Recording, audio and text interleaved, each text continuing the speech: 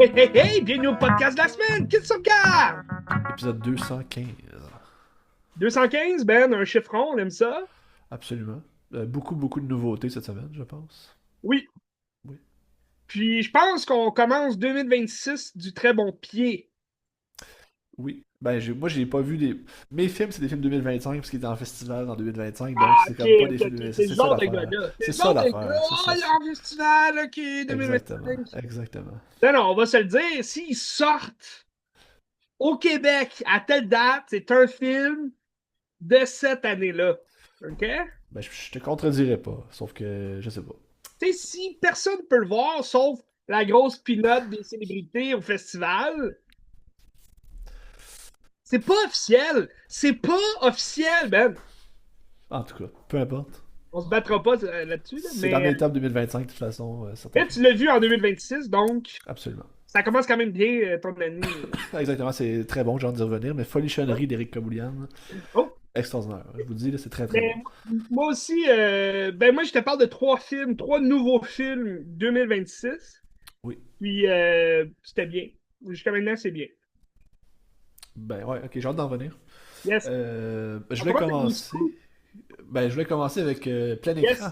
Le festival Plein Écran, c'est la dixième Ouais. édition cette année. Ça fait depuis 2016 qu'ils font ça.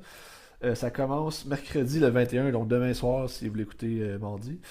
Demain soir, c'est la cérémonie d'ouverture, qui est la Cinémathèque, je pense. Mais après ça, les projections à chaque jour commencent le jeudi 22. C'est 4 Le 22 janvier. courts-métrages, 22 janvier. 4 courts-métrages par jour qui se renouvellent à chaque jour. Donc après, mettons le 22, c'est 4 courts-métrages. Le 23, ça va être 4 nouveaux. Donc les 4 de jeudi seront plus disponibles. Fait que faut regarder ça. C'est sur le site C'est de un Plein délai Écran. de 24 heures.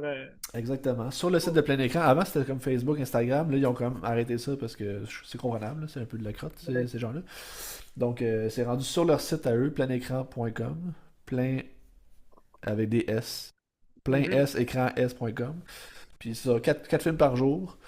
Il y a plusieurs films qu'on a vus, nous autres, l'année passée à Regard. Puis Oui, ça, je vais en Festival souligner Regard. quelques-uns à regarder pour les auditeurs. Mais ben, jeudi en partant, grosse semaine, une grosse journée. Mercenaires de Pierre-Philippe Chevigny. Mhm. Un film assez dur sur le monde des abattoirs et tout ça. Avec Marc-André Grondin. Oui, très bon, mais c'est rough. Là. Ouais. Mes murs mémoire de Axel Robin, que moi j'avais beaucoup aimé. Tu t'en rappelles-tu de Hey. ça? Tu t'en rappelles? Oui, je me Ok. rappelle. Fait que là, c'est genre une madame qui Oui, est un genre une très bon. maison, musée. Très C'est vraiment bon. intéressant. Très, très le fun. Très ludique. Ça, c'est le 22. Ensuite, j'avais noté aussi le 24, boîte à savon. Ça, c'était un des coups de cœur que j'avais eu Excellent, aussi à oui. regard. Ça, c'est des effets spéciaux géniaux. On trouvait ça Euh, dommage parce qu'il n'était pas disponible par après sur aucune plateforme. oui, puis en plus, il était même pas en compétition officielle à regard. C'était un film Non, qui c'est était ça. juste pour les C'était enfants, pour genre. jeunesse, Oui, là. C'était dans exactement. le petit, la petite catégorie jeunesse. Mais je pense que ça se coule bien même quand on est adulte. Ah, c'est vraiment inventif, c'est vraiment bon, ça fait du bien. C'est des films. En plus, c'est avec Ben, Marguerite Laurence, là, la fille de oui, Mademoiselle Bottine aussi, donc oui. Puis intéressant. ce qu'on aimait beaucoup aussi, c'est que ça nous rappelait justement tu sais, les contes pour tous, Ouais, puis vraiment le cinéma de jeunesse, le cinéma jeunesse québécois. Tu sais. Il y a absolument. une petite fibre particulière dans le cinéma jeunesse au Québec. Absolument. Puis c'est ça, c'est le 24 janvier, c'est samedi. Donc, bien hâte de le réécouter. Ensuite, j'avais noté qu'on a vu Les Faux Sapins de Justine Mhm. Martin le 27 janvier. Oui. Ça, c'est un film. Bon, on a déjà parlé quand même, là, mais c'est deux sœurs à Noël que là, ça donne qu'ils font une petite sortie. Puis là, le Père Noël meurt devant les yeux de la jeune sœur. Fait qu'elle essaye de comme préserver l'innocence de Noël pour sa sœur. C'est beau, Ouais. c'est cute. Là. C'est un beau film. Puis j'aime C'est un Justine très bon Martin, film. j'aime ce qu'elle fait. Puis je pense que ça va être une grande cinéaste au Québec éventuellement. Fait Mm. que intéressant de suivre ça. Puis un dernier que j'avais noté. Ben écoute, il y a Gender Reveal qui est là aussi qui est très bon. T'as. Oui, c'est ça que j'avais vu. Les Euh, images. Ben, le dernier que j'ai noté, il y a Angel, 0004 Angel. T'en C'est rappelles de vrai, il lui? y a ça là, Oui, il ouais. est là, c'est le dernier jour. Oui. J'ai pas trippé, mais en tout cas, vous verrez. Puis lui que j'ai noté, c'est le punk Lui, de il me Natasha semble, à Clown. mon souvenir, lui, il était pas dans une catégorie sexuelle. Ben, il était en compétition aussi. Je pense que oui, mais je pense qu'il était en compétition aussi. Ah, ok, Il me ouais, c'est semble. ça. Mais ça, le dernier que j'ai noté, c'est le Punk de Natasha Kwan, qui est le dernier Oh, jour aussi. ouais. Je pense que c'est le film de fermeture. Puis ça, vraiment, c'est drôle, c'est C'est pété. vraiment drôle, ouais. C'est un Très bon. documentaire que c'est pas clair si c'est vrai ou pas. Fait que c'est vraiment intéressant. Fait que je vous conseille ça, c'est le C'est 30 mystérieux, il y janvier. a comme une. Il y a un peu de fantaisie dans cette histoire-là. Exactement. Mais c'est pas clair si c'est vrai ou pas. C'est ça, je comprends pas, Non, c'est mais ça. c'est de génie. Fait que c'est le 30 janvier, le Punk de Natasha Kwan. Fait Super. que checkez ça, restez à l'affût. Fait que c'est ça pour plein écran, checkez ça. Belle fun. Plein écran, toujours un plaisir. Absolument. Mais tu y ailles avec mes scoops à moi. Absolument, Au moins vas-y. québécois, par exemple. C'est correct. OK? Beaucoup, pas beaucoup de bandes annonces dans la dernière semaine, mais beaucoup d'annonces officielles, là, tu sais, sur des futurs projets. Donc, tu commences avec les annonces seulement, puis après ça, les bandes Ouais, annonces. vas-y. Vas-y. OK. Donc, probablement la plus grosse annonce qui est sortie dans les derniers jours. Puis là, il n'y avait rien de clair au début. C'était-tu des rumeurs? C'était-tu officiel? Là, ça commence à s'officialiser. Mais j'ai toujours pas vu quelque chose d'énorme qui dit que oui, c'est vrai. Par contre, ça parle de Sebastian Stan qui serait en tête d'affiche dans le film Batman 2. Donc la suite avec Robert Pattinson de Matt Reeves. Puis son personnage serait Harvey Dent. Mais ça serait-tu Harvey Dent, ce serait double face. Ben, c'est ça la question. On n'a Ok. pas de confirmation, Ok. mais le pourquoi je t'en parle aujourd'hui, c'est je pense que les rumeurs sont quand même. Les rumeurs sont finies. C'est officiel, Sébastien Stan va être dans le film. Puis ce serait lui qui aurait posté sur son compte, je pense que c'était Instagram, une photo de Two-Face. Donc, Ok. est-ce qu'il va jouer vraiment Harvey Dent? Est-ce que ça va être l'histoire d'Harvey Dent quand il devient Two-Face? Possiblement. Mais là où les fans paniquent un peu, se posent des questions, c'est que Matt Reeves avait dit qu'on allait voir une histoire jamais vue, un méchant jamais vu à l'écran aussi. Tu sais, Harvey Dent, on l'a déjà vu, là. On l'a vu dans la peau de Tommy Lee Jones, qui ressemblait un peu à un Joker. Puis on a vu toute l'histoire de Two-Face dans The Dark Knight de Christopher Nolan, qui était magistral. Surtout joué par Aaron Eckhart, que je trouve qu'il avait la gueule de l'emploi. Là, Sebastian Stan, un autre genre d'acteur. Je ne sais pas qu'est-ce que ça va donner, mais c'est sûr que physiquement, il peut jouer un bon Harvey Dent, là, qui est ami avec Bruce Wayne. Puis que... Est-ce qu'on va juste le voir en tant qu'avocat, procureur de Gotham, ou on va vraiment aller dans. Tu sais, vu que le premier film ne nous a pas montré non plus comment le Joker Ouais. s'en vient à être le Joker, il est juste déjà Joker. Puis Barry Keegan est censé revenir aussi dans la peau du Joker. Donc, est-ce que ça va être un partenariat entre le Joker et Two-Face? Peut-être. Oui, Ben. Mais il avait pas parlé de faire un film avec Mr. Freeze aussi. Ça se passait pas à Noël, puis. Ben là, c'est ça, c'est que l'affaire, c'est on a quelques confirmations du film, mais rien n'est encore joué pour The Batman 2. Ok. Euh, production est censée commencer prochainement, mais Matt Reeves avait confirmé que l'action, le scénario, l'histoire se passerait à l'hiver. Ok, c'est ça. Donc, c'est pour ça que les gens ont eu un peu Ok. l'envie de dire Hey, c'est Mr. Freeze le méchant, mais en même temps, c'est juste l'hiver. Ça veut pas dire qu'il va y avoir de la glace partout parce que c'est Mr. Freeze. Mais ça serait bien qu'on voit Mr. Freeze. Est-ce que Sebastian Stan lui-même ne sait pas quel rôle il va jouer, puis il a juste dit Hey, je vais juste mettre une affiche de Two-Face? Peut-être. Il pourrait jouer aussi un Mr. Freeze, là. Ok. Ouais, j'ai hâte de voir. À voir, à J'ai hâte de suivre. voir. Mais il n'y a rien de clair encore. C'est, ce n'est que des fragments de rumeurs, mais ce qui serait vrai, ce serait que Sébastien Stan se joint à la distribution, ainsi que Scarlett Johansson. Je crois qu'on en Ouais. avait parlé un peu Oui, dans le absolument. dernier épisode, mais Scarlett Johansson, qu'on ne sait pas trop non plus quel rôle elle va jouer.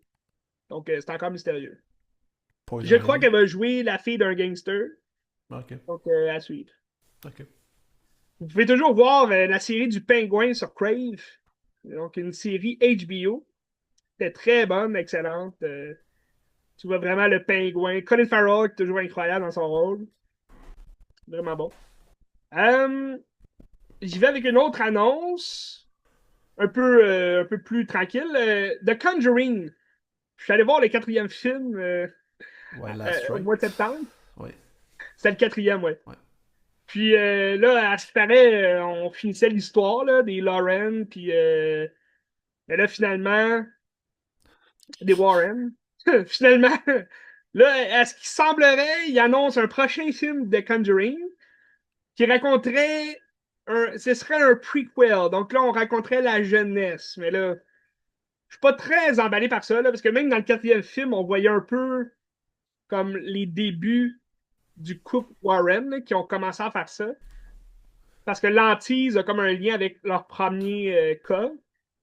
Mais là, ça s'intitulerait Conjuring First Communion. Ok. Donc, c'est mystérieux, Ben. Ben, il y a déjà une date de sortie, le 10 septembre 2027. Donc, c'est pas Ok. fait encore, Ouais. mais ils ont annoncé un prochain Conjuring. Tu sais, quand la machine est partie, Ben, on fait des œufs brouillés, tu sais, toutes sortes d'œufs. Est-ce que ça va être bon? J'en doute. Parce que ce qui faisait la force des films, c'était surtout Patrick Wilson puis Vera Farmiga qui jouaient vraiment bien là, leur rôle. Tu sais, c'est rare dans un film d'horreur paranormal comme ça, tu sais, d'avoir des bons acteurs. Fait que quand on en a, on met, on met la pédale douce, tu sais, sur le scénario pour être sûr d'avoir vraiment un bon film. Mais là, tu sais, si on va dans un prequel, c'est sûr que c'est d'autres acteurs. Est-ce que ça va être aussi bon? J'ai comme des doutes à ce niveau-là, Ben. À suivre. À suivre. À suivre. As-tu déjà vu un film de Conjuring? Absolument pas, non. Est-ce que ça t'intéresse?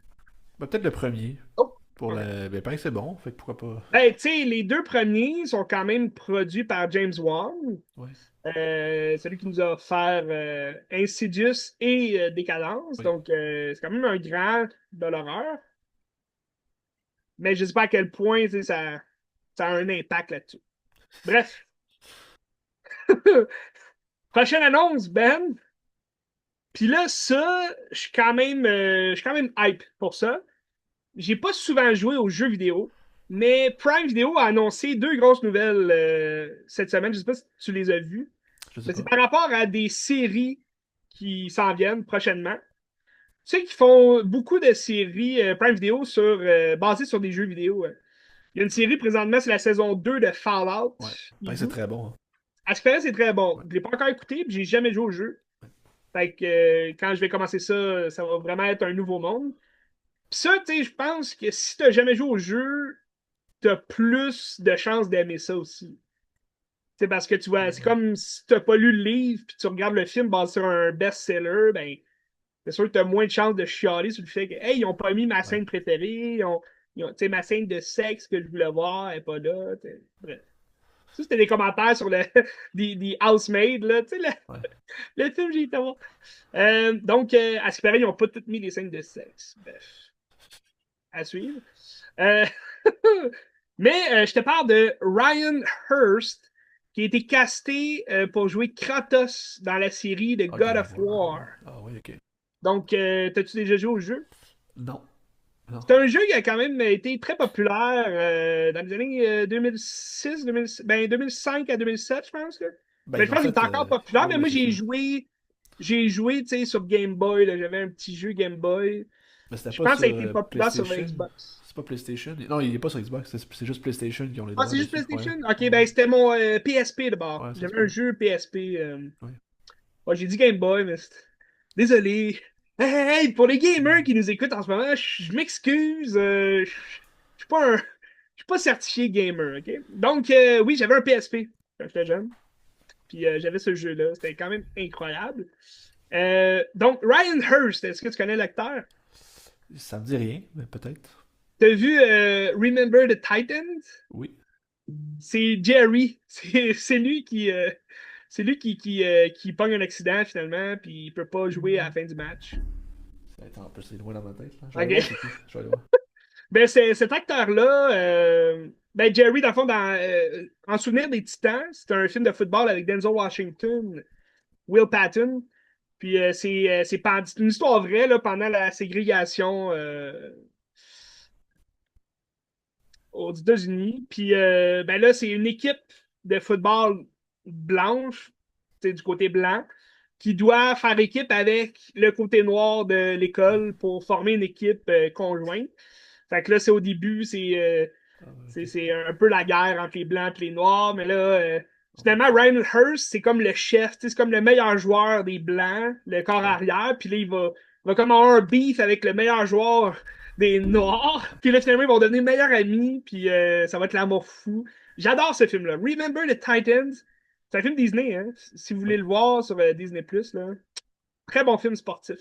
T'as Effectivement. l'image, je pense, Ben? Ouais, mais mon téléphone est branché, fait qu'il se rend pas. Ah, ok. Ouais. Ryan Hurst, on a pu le voir aussi dans Sons of Anarchy. Ouais. Il joue le meilleur ami de Jax, donc de Charlie Hunnam. C'est comme son meilleur ami, puis en tout cas, il arrive de quoi à son personnage, assez dramatique dans la saison 5. Je vous conseille quand même cette série-là. Sons of Anarchy, c'est une très bonne série.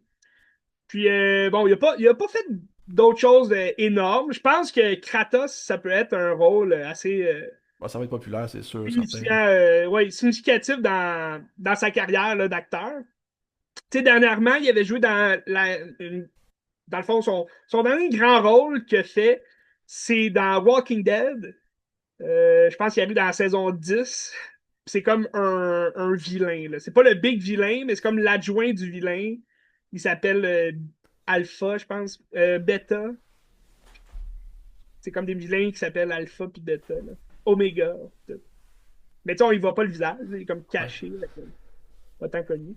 Mais non, je suis confiant. Tu sais, il y a une grosse barbe. Tu sais, il porte bien la barbe. Je pense que pour le rôle de Kratos, God of War, c'est une série à ouvrir l'œil là-dessus. Une autre série basée sur un jeu vidéo que Prime Video a annoncé. C'est quand même un petit bout là, qui travaillait sur une série sur ce jeu-là. Dans le fond, c'est un jeu que le studio qui avait les droits, je pense que c'est Warner Brothers, il y avait les droits de ce personnage-là, mais ils n'ont pas fait de film à temps pour garder les droits. Donc là, les droits étaient libres, puis c'est Prime Video qui l'a racheté. Puis c'est Tomb Raider.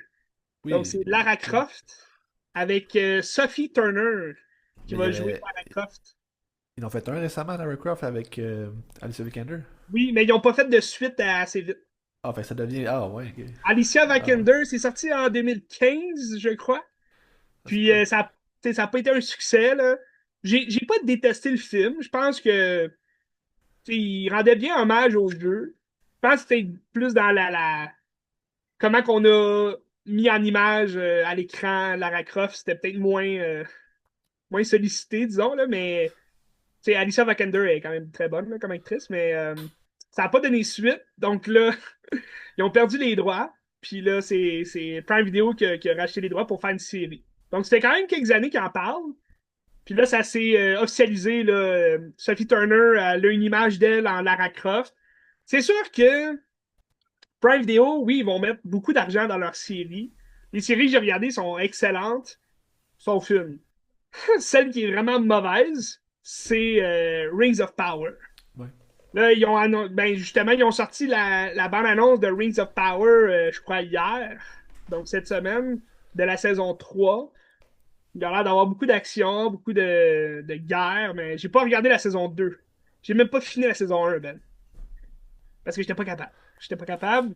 C'est vraiment une honte de faire une série là-dessus quand on a des films incroyables de Peter Jackson. À regarder Lord of the Rings. OK? Moi, ce que j'attends, c'est The Hunt for Gollum. Mais bref, je m'éparpille un peu, Ben. Tout ça pour dire que Prime Video, je suis confiant dans l'argent qu'ils vont mettre pour le scénario, pour les effets visuels. Mais rendu là, tu sais, comme l'image de Sophie Turner, elle ressemble beaucoup à Lara Croft au PlayStation 1. Là, tu sais. Au Elle a PlayStation son 1. kit, son chemisier bleu, comme une camisole, là, pas une chemisier, mais une camisole bleue, des petites shirts, des guns. Elle a ses petits cheveux dans le front de même avec des petites lunettes. Tu sais, elle ressemble beaucoup, mais tu sais, ça fait très cosplay. Puis tu sais, quand on parle de cosplay, c'est qu'on veut plaire aux fans des jeux, mais est-ce que ça va être bon à l'écran? C'est une autre histoire. T'sais. Moi, j'aime autant mieux qu'ils changent un peu des trucs ici et là, mais que le scénario se tienne et soit bon. C'est un peu comme Kratos. Kratos, on n'a pas eu l'image encore parce que c'est peut-être moins avancé que Lara Croft, là. Mais Kratos, c'est juste l'acteur là, qui a été engagé pour ça. Mais j'imagine qu'il va se raser la tête. Là. Le gars, il a des longs cheveux, mais Kratos, il a pas de cheveux. Fait que, d'après moi, il va se raser la tête pour garder juste la barbe. Là. Mais c'est ça, Prime Video, je pense qu'ils écoutent leurs fans, puis c'est tout en leur honneur, mais il faut quand même avoir une bonne histoire. Mais je suis quand même curieux de voir la série de Lara Croft. Parce que bon, je regarde à nouveau les films de Angelina Jolie en Lara Croft. C'est pas fameux, fameux, Ben. Les as-tu vus les deux? Moi, je me rappelle, quand on était au primaire, avec un prof, on voulait regarder ça, puis il a dit c'est trop sexy, on peut pas le regarder. Ben voyons! Oui. C'est sûr qu'Angelina Jolie, ils ont misé sur son physique, tu sais. Ouais. Mais à l'époque, tu sais, le jeu venait de sortir, puis ils ont fait le film. Tu sais, le premier film, c'était en 2001. Ouais. Fait que, tu sais, ils ont misé sur son physique parce que le jeu, tu sais, même les graphiques, tu sais, du PlayStation 1, tu le regardes, c'est dégueulasse, tu vois rien. Mais c'était très sexuel, là. Ouais. Les gens voulaient voir Lara Croft dans leur lit. Mais tout ça pour dire, Ben, que j'ai bien aimé le premier film de Lara Croft avec Angelina Jolie. Le 2 est un peu plus niaiseux, je trouve. Mais non, j'ai hâte de voir la série. Oui. Sophie Turner nous a épaté dans Game of Thrones, donc j'ai pas de doute qu'elle pourrait nous épater aussi dans Lara Croft. Mais non, je te parle pas de son personnage de Jean Grey dans les X-Men, parce que je suis pas fan. Bref. Une autre annonce, euh, c'est le film en avril. On a Il n'y a pas de bande-annonce, mais c'est un film Apex Ah, sur le jeu vidéo Netflix. aussi, là. Pardon? C'est un jeu vidéo, ça aussi, Apex? Ben, je pense que oui. Ouais. Ben là, je me rappelle plus, j'ai pas noté l'acteur, mais il me semble que c'était des acteurs, une grosse brochette d'acteurs là, qui jouent dans ce film-là. C'est un film Netflix, puis ça arrive en avril. Donc, bientôt, peut-être une annonce. Une bande-annonce pour ça. Là, je suis rendu dans les bandes-annonces de la semaine. Ben, Oui. Euphoria, saison Ouais. 3. Sidney Donc, une Sweeney. grosse série HBO. Qui a été très, très, très bien reçu là, les deux premières saisons. Ça a été quand même long avant qu'ils sortent la saison 3. Ça fait quand même quelques années là, qu'ils ont fini la saison 2.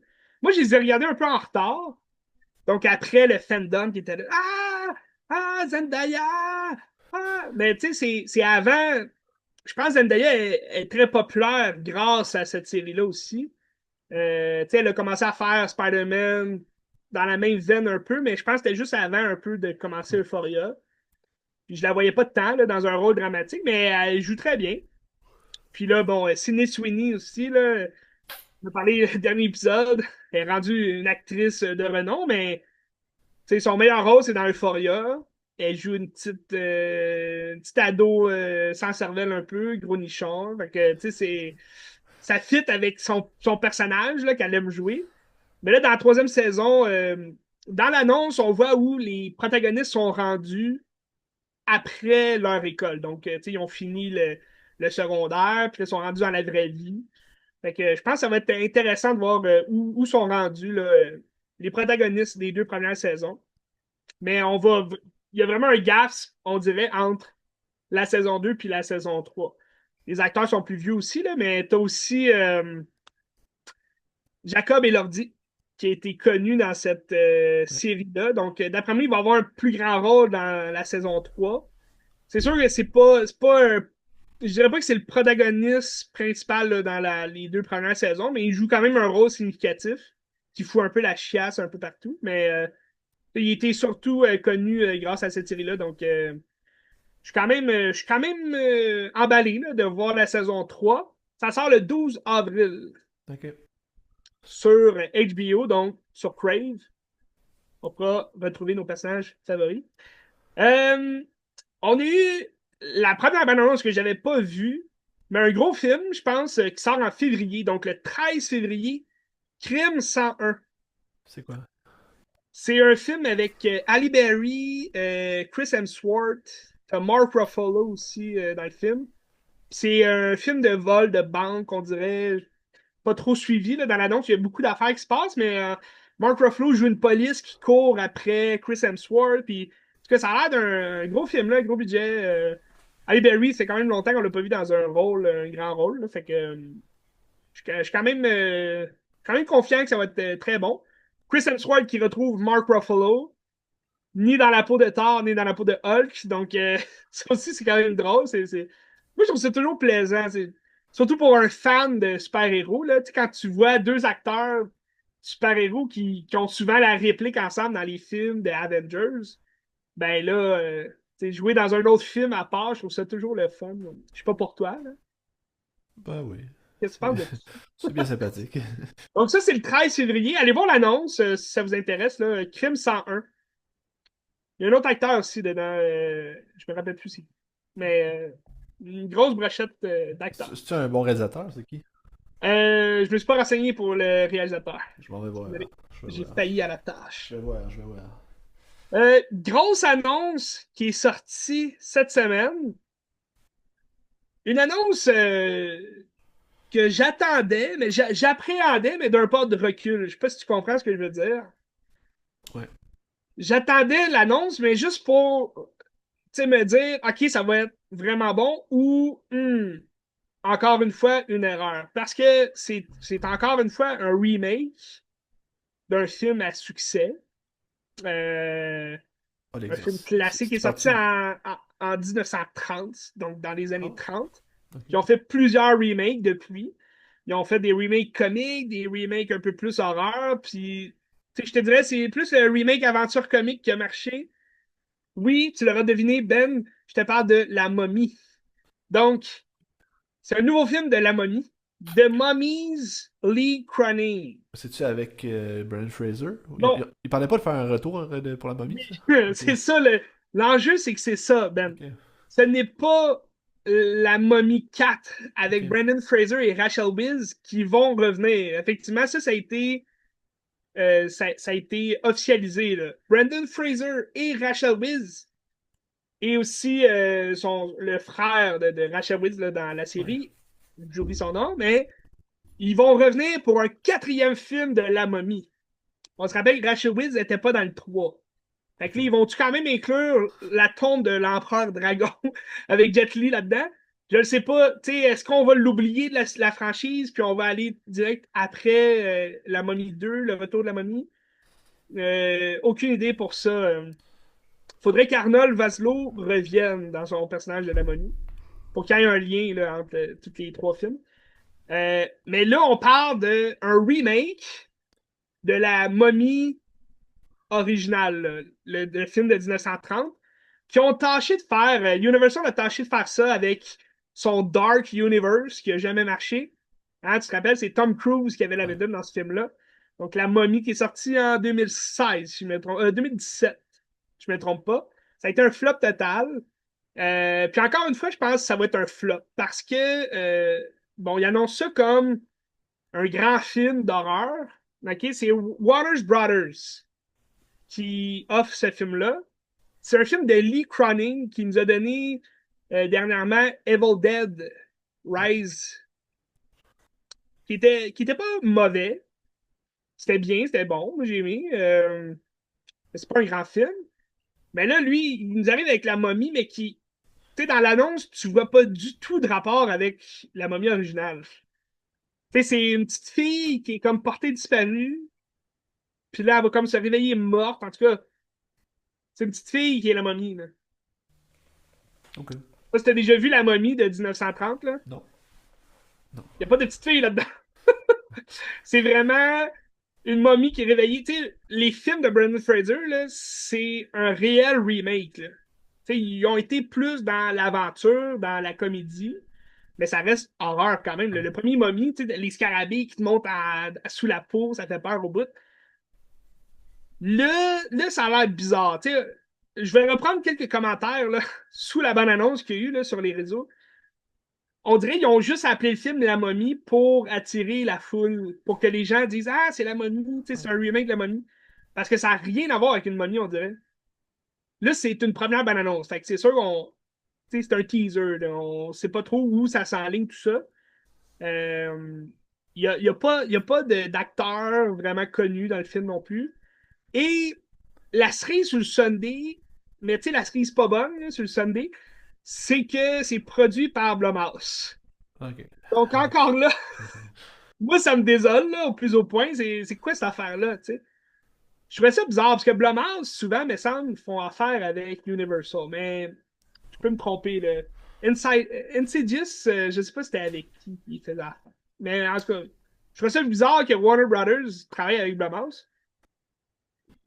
Mais bref, à suivre tout ça, Ben, c'est sûr, je vais jeter un coup d'œil. Mais je suis vraiment pas fan de Blumhouse dans ces derniers temps. Puis ça me perturbe un peu. Ça sort en avril, donc très prochainement, en 2026. Mais c'est sûr et certain. Tu sais, j'ai vu aussi, c'était une page, là, Nowhere, sur Facebook, qui ont dit Ah, il est temps de laisser le passé mourir, comme en parlant de la franchise de Brendan Fraser, et de faire revivre la nouvelle frayeur. Les commentaires de haine, le Ben, t'as pas idée? En dessous de la page, là, c'était toute de la haine. Ah, on préfère Brendan Fraser, fuck off, tu sais. Genre, c'est toi qui vas aller te cacher. En tout cas, des commentaires assez méchants, mais je suis pas prêt à dire qu'on peut laisser enterrer le passé. Là, Brendan Fraser, je pense qu'il mérite un bon troisième film de la momie. Parce que l'Empereur Dragon, c'était pas énorme. Mais bref. Ça, on l'attend plus en 2027, j'ai l'impression. Brendan Fraser. À suivre. À suivre. On a eu un quatrième teaser de Avengers Doomsday. C'est pas un gros teaser. Tu sais, dans le premier teaser, on voyait le retour de Captain America, Chris Evans. Ouais. Dans le deuxième, c'était Thor, ok, c'est bien. Troisième, grosse affaire, c'est les X-Men qui reviennent. C'était écœurant, on capote. Là, le 4, on voit juste le Wakanda, donc Black Panther, qui est maintenant la sœur là, de T'Challa. Donc, les Wakandais qui rencontrent la chose des Quatre Fantastiques. Donc, on voit pas plus grand-chose. On voit Namor. Namor qui était le méchant dans Wakanda Forever. Que finalement, c'est un gentil, j'imagine. C'est comme un anti-héros, lui. Il est un peu bizarre. Puis, fait que tu le vois un peu, mais tu c'est pas un teaser grandiose, je trouve. C'est fait un peu bizarre. Fait que c'est peut-être le teaser qui me plaît le moins jusqu'à maintenant, mais à suivre. La rencontre entre les Quatre Fantastiques et le Wakanda. Intéressant quand même. Et puis, on a eu un nouveau TV spot. Donc, c'était à la télé, là. Ben là, c'est sorti sur le net, mais c'est un petit teaser qui nous montre encore plus d'images de Scream 7 qui sort très bientôt, Ben, le 27 février. Puis là, dans le new footage qu'on a eu, on voit un peu plus où ça s'enligne tout ça. T'as comme Neve Campbell, Sidney Prescott, qui va, avec Gail Weathers, aller, à ce qu'on voit dans le teaser, aller se renseigner dans un hôpital psychiatrique. Donc là, est-ce que les rumeurs sont vraies? Est-ce que Stumaker est encore en vie? On le sait pas. On le sait pas, Ben. J'ai le poil qui me retrousse juste à y penser.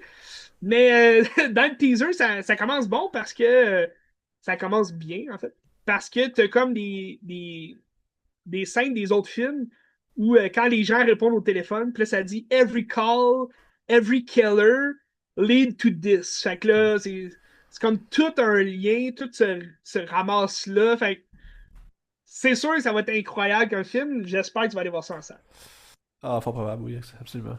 J'ai Absolument. hâte de voir. Ben, Kevin Williamson, qui réalise en plus, je pense pas qu'il va nous décevoir. T'sais. J'espère. On a sorti aussi l'affiche du film là, avec tous les personnages sur l'affiche, puis je trouve que c'est une belle affiche. Mais tu sais, t'as comme de Ghostface devant la maison de Stumaker en feu, puis là, c'est un peu comme dans la bande-annonce qui est sortie, on voyait qu'il mettait le feu partout, là, fait que ça a quand même du style. Je finirai les scoops, Ben, avec une nouvelle série qui vient de commencer tout récemment, ben, dimanche dernier, en fait. Puis là, on parlait de Game of Thrones, Ouais. donc ça a un lien. C'est un prequel à Game of Thrones, un spin-off, en fait, mais prequel. Ça s'intitule Night of the Seven Kingdoms. Donc, ça me semble, somme toute, très intéressant, même si J'ai cru voir passer le runtime là, de chaque épisode. Ça me semble court. Ok. C'est seulement 6 épisodes. Puis, mis à part le premier épisode là, qui est dans les 40 minutes, là, c'est pas mal tout dans les trentaines de minutes. Ah Donc, ouais, ok, c'est quand même assez court pour du surprenant, oui, HBO, absolument. pour du Game of Thrones aussi. Peut-être qu'ils prennent exemple sur Heated Rivalry. Je sais pas c'est quoi. Ah, t'as pas vu la sensation que ça fait, tu sais, la série de hockey où est-ce que c'est genre deux gars qui couchent Oui, ensemble, oui, oui. oui, oui. Je l'ai commencé, hein, je l'ai Ok. commencé. C'est ça, ça s'appelle comme ça? Heated Rivalry, ouais. Ok. Je l'ai commencé. C'est où, Ouais. hein? C'est sur. C'est Crave. C'est Crave aussi? Ouais, c'est Ok. Crave, ouais, ouais. Je pensais que c'était Netflix. Non, c'est Crave. C'est que, Mais ben, j'ai vu c'est les deux comme. gars au Golden Globe. Ouais, ouais. Mais c'est ça. À date, j'ai écouté 2 épisodes, j'ai vraiment pas aimé ça, mais Deux on joueurs verra. d'hockey qui tombent en amour, hein, c'est ça? Ben, c'est pas clair si c'est de l'amour, c'est juste qu'ils veulent coucher ensemble, c'est comme du désir, là, mais en tout cas. Ah, J'ai écouté 2 épisodes à date, j'aime pas bien ça, mais je vais peut-être le ça finir, ressemble là. un peu à de Challenger? Ben, au début, j'avais cette vibe-là, Ouais. mais comme. Plus que ça avance, plus que je trouve que c'est de la sensation, c'est des scènes de cul gratuites pour rien, Oh, bien. genre. Ok. Ça, c'est des longues scènes de cul pour rien, là, genre. Je suis comme. Je sais pas. On verra, Ok, on ben, verra. écoute, On verra. ça arrive, hein? C'est l'homosexualité. Ben, il y en a plein, là. Il y C'est en a pas plein avoué dans dans le l'histoire. hockey, mais il y en a plein, là. Je pense qu'il y a plein de gens qui les ont contactés en disant, tu sais, c'est comme la réalité, tout ça. Fait que- Ben, c'est ça que c'est intéressant. Je reviendrai quand j'aurai fini, là, mais je trouve ça intéressant ben, de montrer cette réalité-là, puis tout ça. Mais après ça, Ouais. on verra. Tu sais, on verra. Ok. On y reviendra. Écoute, très intéressant. Ben, là, ah. Ouais. Ben, Euh, sinon, Night of the Seven Kingdoms sur Crave, ça joue à chaque dimanche, je crois. ouais. Un peu comme les Game of Thrones. Là, Ouais. mais ça, la série que tu parles est finie, elle. Et C'est puis, tout sorti. c'était 6 épisodes de genre 40 Ah, minutes, là. Ça ok, coûte bien, ouais. intéressant. On en reparlera. Veux-tu Euh, commencer avec absolument. ta nouveauté? Je peux commencer avec un film qui sort dans 10 jours exactement. Il sort le 30 janvier, donc Oui, vendredi, pas dans 3 jours, mais l'autre vendredi. on C'est un revient film qui dans deux était. semaines. Ben, il était en première à Locarno. Je pense que c'était en Suisse, Locarno, si je me trompe pas. Puis Pas en après ça, Italie? ben, il me semble que c'était en Suisse, mais ça se peut que ce soit en Euh, Suisse. Ben, Un festival de films. exactement en Europe. Puis après ça, il est allé au TIFF.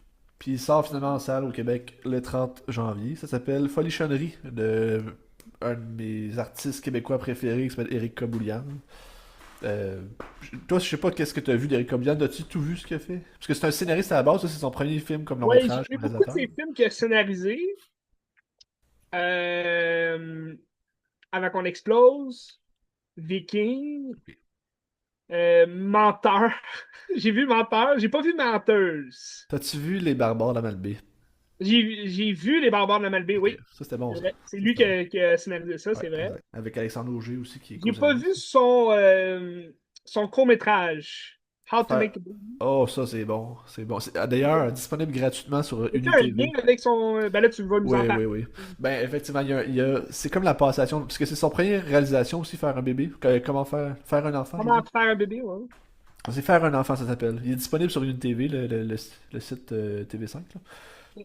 Et puis, c'est la base de Folichonnerie est là. L'esthétique visuelle, c'est très granuleux, c'est en pellicule. Mm. La manière de raconter aussi, c'est comme en... Tu sais, mettons, Annie Hall.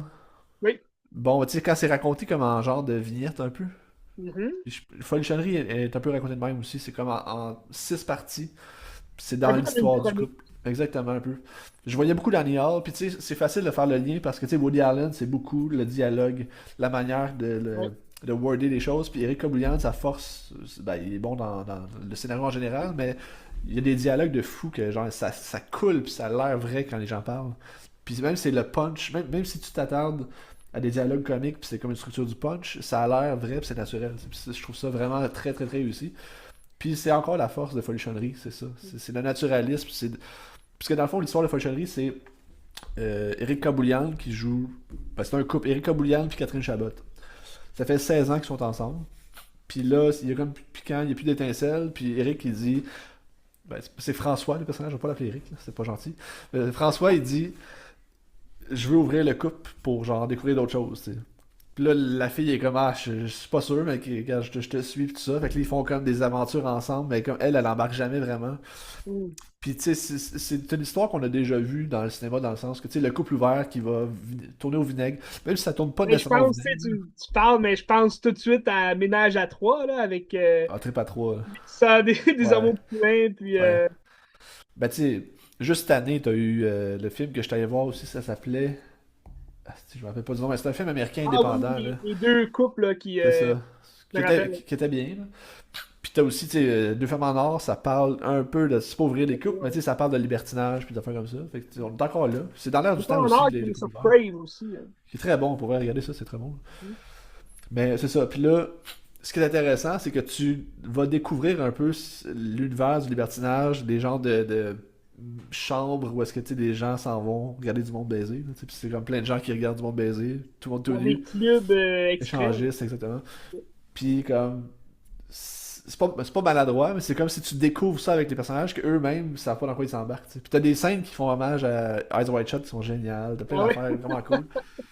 Puis au final, c'est le développement des personnages à travers ça. C'est pas juste, ça va pas, ça va mal, mais ça va pas si mal que ça, parce que c'est juste des personnages qui vont se découvrir eux-mêmes, puis comme apprendre à s'aimer eux-mêmes, puis comment mieux aimer l'autre à travers qui ils se découvrent, mettons. Tu sais. C'est Ouais, comme de retrouver l'amour à travers ça, même si ça vire un peu vinaigre, tu sais, mettons. Puis c'est une performance qui se met vraiment en danger parce que tu sais, ils sont tout nus là, genre frontal. Puis tu sais, ça va pas magnifier les corps, c'est juste le corps existe, puis il est naturel, puis il est beau pareil. Puis ça, je trouve ça quand même intéressant de montrer ça à l'écran. Absolument, tu sais, les gens tout nus, c'est tout le temps soit une joke, soit des personnes vraiment vraiment belles, que comme. ben, c'est un peu aussi une occasion de dénaturer le tabou face à la Exactement. sexualité. C'est Puis... juste normaliser le réel, puis c'est juste. Ben, le monde est tout nu, puis c'est de même, puis tu sais, dans la vie, t'es de même aussi, puis c'est correct, là, tu sais, puis on Mais s'en fout. pour baiser, faut être nu. Idéalement. Idéalement. OK? Mais, mais Fait que, écoute, c'est ouais. ça, dans le fond, ce que je comprends, c'est que c'est un scénario quand même, c'est pas cliché, mais du déjà vu, mais par les relations interpersonnelles. C'est Donc, ça. on a un angle assez Ben nouveau. écoute, c'est pas raconté par Eric les autres films, puis la manière qu'il raconte, la manière qu'il word, le punch dynamique est Ben, intéressant. c'est un scénariste, fait que, tu sais, c'est sûr que quand un scénariste devient réalisateur, tu sais, tout passe par la caméra, donc Ouais, il va savoir raconter son histoire. Là, ça, c'est un gros projet quand même, parce qu'il est scénariste, réalisateur et acteur. Fait que, exactement. Puis c'est pas une grosse équipe. D'ailleurs, je sais pas si tu te rappelles de Alec Lemont, là, qui était au cégep avec nous autres, plus jeune. Là. ouais, un peu, Ben, ouais. il est premier assistant cam sur le film. Puis tu sais, c'est une OK. petite équipe, ça a l'air le fun. Puis tu sais, j'ai vu, il a posté de quoi hier, justement, puis je le salue, Alec, là, je le salue. Beau Bonjour. travail. Parce que là, Enchanté. ben, la photo est vraiment le fun, parce que c'est comme brun grisâtre, très granuleux. Puis tu sais, à tout le monde en parle, il parlait de ça, justement, il était à tout le monde en parle dimanche, puis il disait, tu sais, faut OK. ramener le cul dans le cinéma québécois, parce que tu sais, c'est comme une Eric, là, culture. ça, Eric Ouais, Taboulian. ouais, Eric. Tu sais, c'est comme une culture qu'on avait dans les années 70, que c'était genre des films érotiques, là, qu'ils appelaient, que ça a Ouais. très très mal vieilli. Puis on a comme perdu ça un peu, cette culture-là. Des Puis, thrillers érotiques un peu. ben, je sais même pas si tu sais, mettons, les Deux femmes en or, le premier, là, c'est un Ouais. genre de film érotique, là. Il y a des scènes de cul gratuites pour aucune raison, tu sais. Des Mais années c'est juste, 70. c'est ça, les années 70, début 70. Puis ça s'est perdu. Puis c'est des films qui sont vraiment mauvais quand tu regardes aujourd'hui, là. Hmm. Mais c'est le fun de ramener ça un peu, puis de l'espèce d'hommage au cinéma québécois des années 70, tu sais. Fait que moi, je vous le conseille fortement. Ça a été un coup de cœur 2025 pour vrai. Il est dans mon top 2025. Euh, Même ben, s'il sort en c'est un 2026. film 2025. Il a eu sa première en 2025. OK. Puis Eric, ben, tu sais, je l'aime toujours, puis Ouais. extraordinaire. Puis j'ai hâte de voir ce qu'il va faire d'autre, là. Tout ce qu'il a fait à Ben date, là, c'est. c'est sûr, tu sais, ça semble être un succès aussi. Là. J'ai vu quelques critiques. Là. Ça semble très bien Ah, comme film. oui, Fait que c'est d'après vraiment moi, bon. sa carrière va prendre un autre step. Là. Je pense que oui. Puis tu sais, c'est un bon scénariste, mais on le découvre comme un bon acteur. Très bon acteur, il est vraiment bon. Tu sais, c'est pas la première fois qu'il joue un rôle principal. Il jouait dans Farador aussi, qui était super bon. D'ailleurs, il est Il avait co-scénariste joué sur Farador. dans C'est comme ça que je t'aime, hein? Un petit Ouais, rôle. mais un petit rôle de rien. Ça, il joue des petits rôles. Tu sais, dans Amour Apocalypse, il y a un petit rôle. Ouais. Dans Ville et Misérable, il y a un petit rôle aussi. Mais tu sais, c'est pas un rôle premier. Tu sais. Mais vraiment, là, c'est comme lui qui lead. Ben, Catherine Chabot aussi, d'ailleurs, est fantastique. Il y a une scène à un moment donné où est-ce que c'est genre une engueulade, puis je me croyais dans genre scène de la vie conjugale là, de Bergman. Là. Tu sais, c'était extraordinaire. Là. Mais ben, c'est un bon acteur, c'est un très très bon acteur. Puis j'aime sa caméra, j'aime son style visuel aussi, donc j'ai hâte de voir les prochains films qu'il va réaliser, ça va être génial. Tu sais, c'est un grand artiste québécois pour vrai, qu'on a là. Genre, je l'adore. J'adore tellement. Mais pour faire le pont d'ailleurs, parce que là, il a co-scénarisé un autre film qui est sorti cet été qui s'appelle Menteuse, Oui, que j'avais pas vu en salle. Puis c'est une comme. suite, une suite à Menteur. C'est une suite à Menteur. Ça se passe. Dans le fond, le personnage de Louis-José Hood, il est comme parti en retraite, genre au Tibet, je me rappelle plus où. Puis tu Ok. vois juste de dos, mais c'est pas lui, là, Une c'est juste retraite fermée. c'est un genre de gars, parce qu'il dit je peux plus mentir, fait qu'il veut plus aller, il veut s'enfermer pour pas parler, tu sais. Bon. Fait que là, tu reprends, après ça, c'est Antoine Bertrand qui était le frère de Louis-José Hood, là, c'est sa blonde qui est Anne-Elisabeth Bossé, qu'elle, elle se met à mentir, puis là, il est comme, hey, arrête de mentir, parce que j'ai vécu telle chose avec mon frère, puis je veux pas que ça se répète, puis là, finalement, ça va se répéter, puis c'est le même film que le premier. Puis déjà, le premier, moi, j'avais trouvé ça ordinaire, correct, voire ordinaire, puis là, tu m'as fait le même film, Hmm. j'ai pas ri une seconde, pour vrai. Ben, il y a des gens qui trouvent ça drôle, c'est correct, là, c'est des films grand Ouais, ouais. public, puis c'est des Ben, films tu sais, qui. Menteur, ça avait été un succès de l'été, là, Ouais, tu sais. absolument. Mais celui-là aussi est un succès, là. Mais celui-là aussi, tu Oui. sais, parce que oui, c'est. Tu sais, moi, on va appeler ça un film de mon oncle, tu sais, dans le sens que c'est des blagues C'est pas très drôle. faciles parfois, mais c'est des blagues qui vont faire rire nos parents, tu sais, nos grands-parents, ils vont trouver ça drôle, ils vont y être crampés. Mais c'est Tu sais, tellement pas ça drôle. reste que c'est des bons acteurs, tu sais, fait que oui, ça va être drôle, mais Ah, c'est des gros c'est un castings peu aussi. comme du théâtre d'été, là, tu sais. Ouais. Tu sais, si tu C'est- vas voir une pièce de théâtre l'été, théâtre d'été, là, c'est des pièces de théâtre assez clichés, puis c'est pas peaufiné à la fine pointe comme un théâtre que tu vas aller voir au mois de décembre, Ouais. le théâtre du Rideau Vert, là, tu sais, je Mais veux en même dire. temps, c'est des films importants parce que c'est eux qui ramènent l'argent pour Ouais. faire des films qui marchent pas, tu sais. Puis c'est des films qui marchent pas qui sont super importants, qui vont faire, je sais pas, 30 000 piastres. Tant quand lui, il en fait 2 millions peut-être, mais comme, il faut que ça existe, puis c'est correct, C'est là, tu ça. sais, les gens aiment ça, puis tant mieux, mais moi, ça me parle pas pantoute, puis j'ai pas ri, puis j'ai vraiment pas aimé ça. En Mais tout il est cas, disponible sur Crave. c'est ça Crave. Moi, j'ai mis sur ma liste. J'ai pas aimé le premier, mais non, je me laisse aller. Mais reste que, j'ai un top Eric Koboulian sur Letterboxd, puis son meilleur film, je l'ai réécouté. Puis ça reste Viking. Pour vrai, Viking, en Mhm. termes de développement psychologique d'un personnage, l'absurde de la chose, je trouve que c'est peut-être le meilleur Stéphane Lafleur avec Tu dans l'école, c'est dur à battre. Là. Mais pour moi, c'est un très très grand film qui va rester dans les grands films d'histoire du Québec, je pense, Viking. Mhm. Côté 2 d'ailleurs. Ouais, ben, l'histoire était vraiment bonne de Viking, là. Absolument. Fait que, ouais. Mhm. Eric Koboulian, Viking, par exemple, il est pas sur Crave, Viking. je pourrais dire, je sais pas. Je me rappelle pas que je pense que je l'avais vu sur Télé-Québec. Est-ce que tu? Je, je sais pas. Moi, je l'ai acheté en numérique parce qu'ils l'ont pas fait en DVD. Mhm. Je sais pas. Mais ça doit se trouver quelque part. Là. Polychonnerie, en tout cas, sur ma liste le 30 janvier. Oh, hey, Gara chez vous, pour vrai, c'est très, très, très, très bon. Ça vaut le détour. On va rire, ça fait réfléchir quand même. C'est Yes. intelligent. C'est très bon, vraiment. Ça sort en même temps que Send Help, le Oui, nouveau film d'ailleurs, de Sam Raimi. j'ai été invité cette semaine, mais j'irai pas parce que. Ah, ok. Pas. On boycotte Sam Raimi. Non, non, mais ça Ok. donnait pas. Ça donnait pas. Non, mais faites-vous un doublé, tu sais, le 30 janvier. Ouais. Polychonnerie, et puis ça, Send Help. Bref. En tout cas, très bon film. Je vous le Bon, conseille. on va voir. Puis Menteuse, Non, je vous le conseille pas. film de salon sur Crave.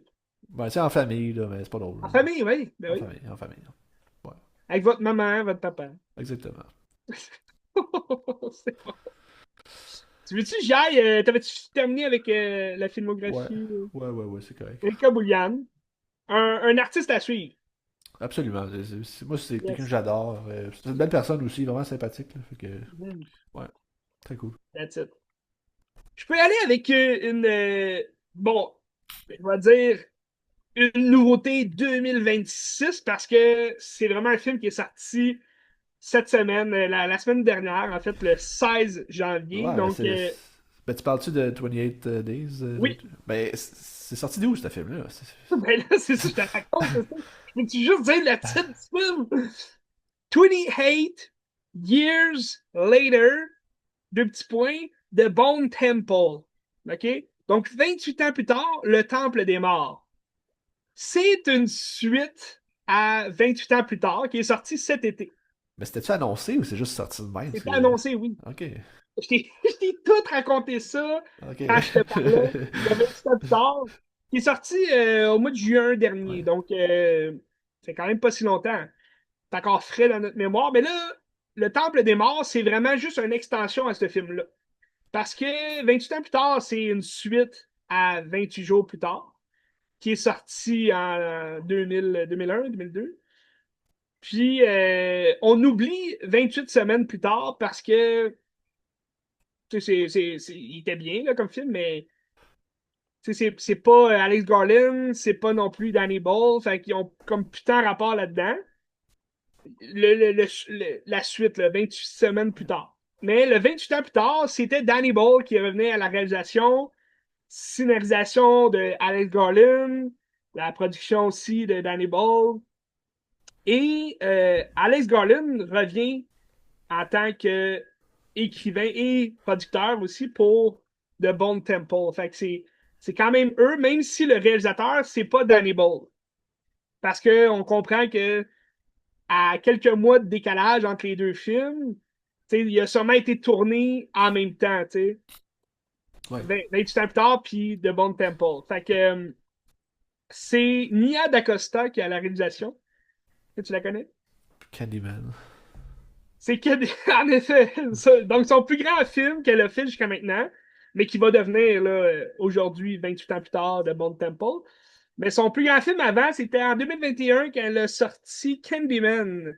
Donc, qui est un remake slash reboot slash suite, on ne sait plus trop où donner de la tête. Moi, je vois ça comme une suite, là, suite remake, parce que ça parle quand même du premier. En tout cas, il y a comme plusieurs Candyman, n'est-ce pas? Mais c'est ce qui était bien sans plus. Je pense qu'on avait mis l'emphase sur le fait que Jordan Peele Ouais. produisait le film, mais c'est ça. Oui. C'est comme le dernier film qu'il a produit, là, In. Oui. Ça, j'ai déjà oublié de ma mémoire. Mais Candyman, ça s'écoutait bien, mais sans plus. Par la suite, elle a fait The Marvels, qui est la suite de Captain Marvel. Donc, qui était quand même mieux que Captain Marvel, mais sans plus encore là. Un petit film, une commande, là, comme on dit. C'est un film que c'est pas vraiment le réalisateur là, qui choisit son histoire. Puis cette année, elle a sorti, je sais pas si, ben je pense que c'était un peu avant là, ben cette année, je parle 2025. Donc c'était avant de Bone Temple. Elle a sorti Edda que j'ai pas vu, que je sais pas du tout c'est quel genre de film là. Je pense que c'est sorti directement en vidéo sur streaming, là. Donc sur Prime Video, je pense qu'on peut le voir ou Crave. Donc, c'est un drame, une romance, avec Tessa Thompson. Mais Nia DaCosta arrive avec 28 ans plus tard, Le Temple des Morts. Puis, belle réalisation, qui ressemble beaucoup quand même à la réalisation de Danny Boyle.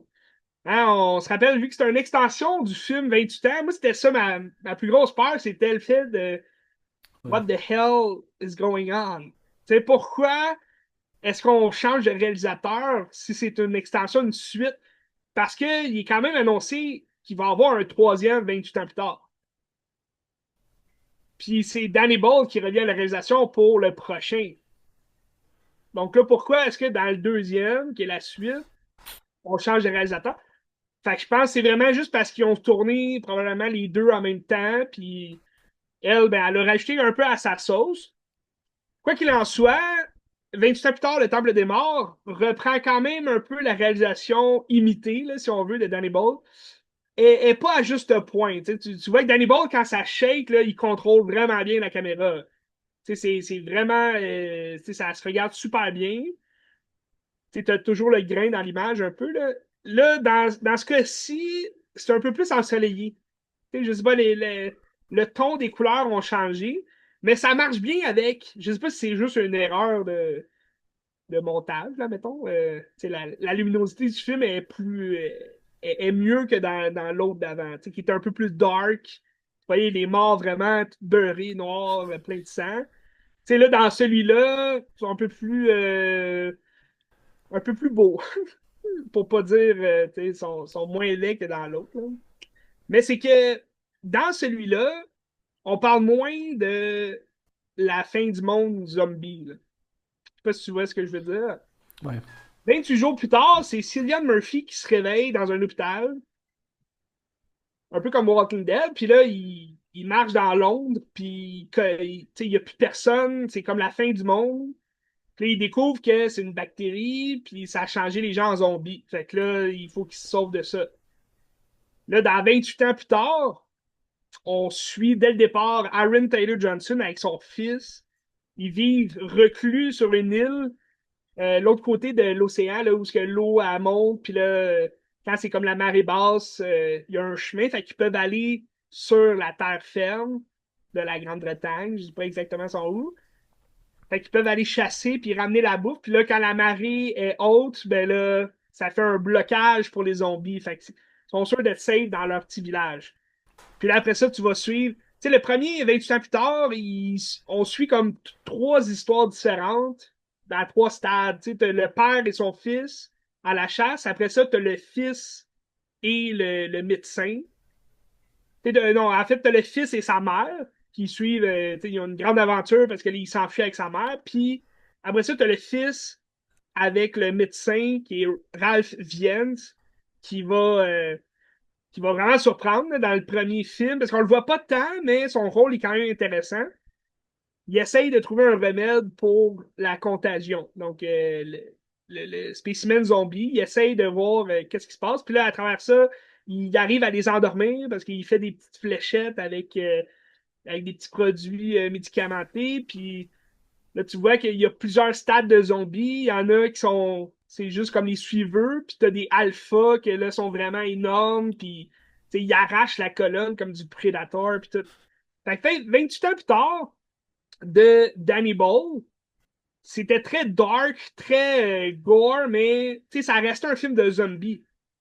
Là, tu voyais un peu plus les relations humaines là, avec les familles, qu'est-ce qu'ils sont devenus 28 ans après l'infection.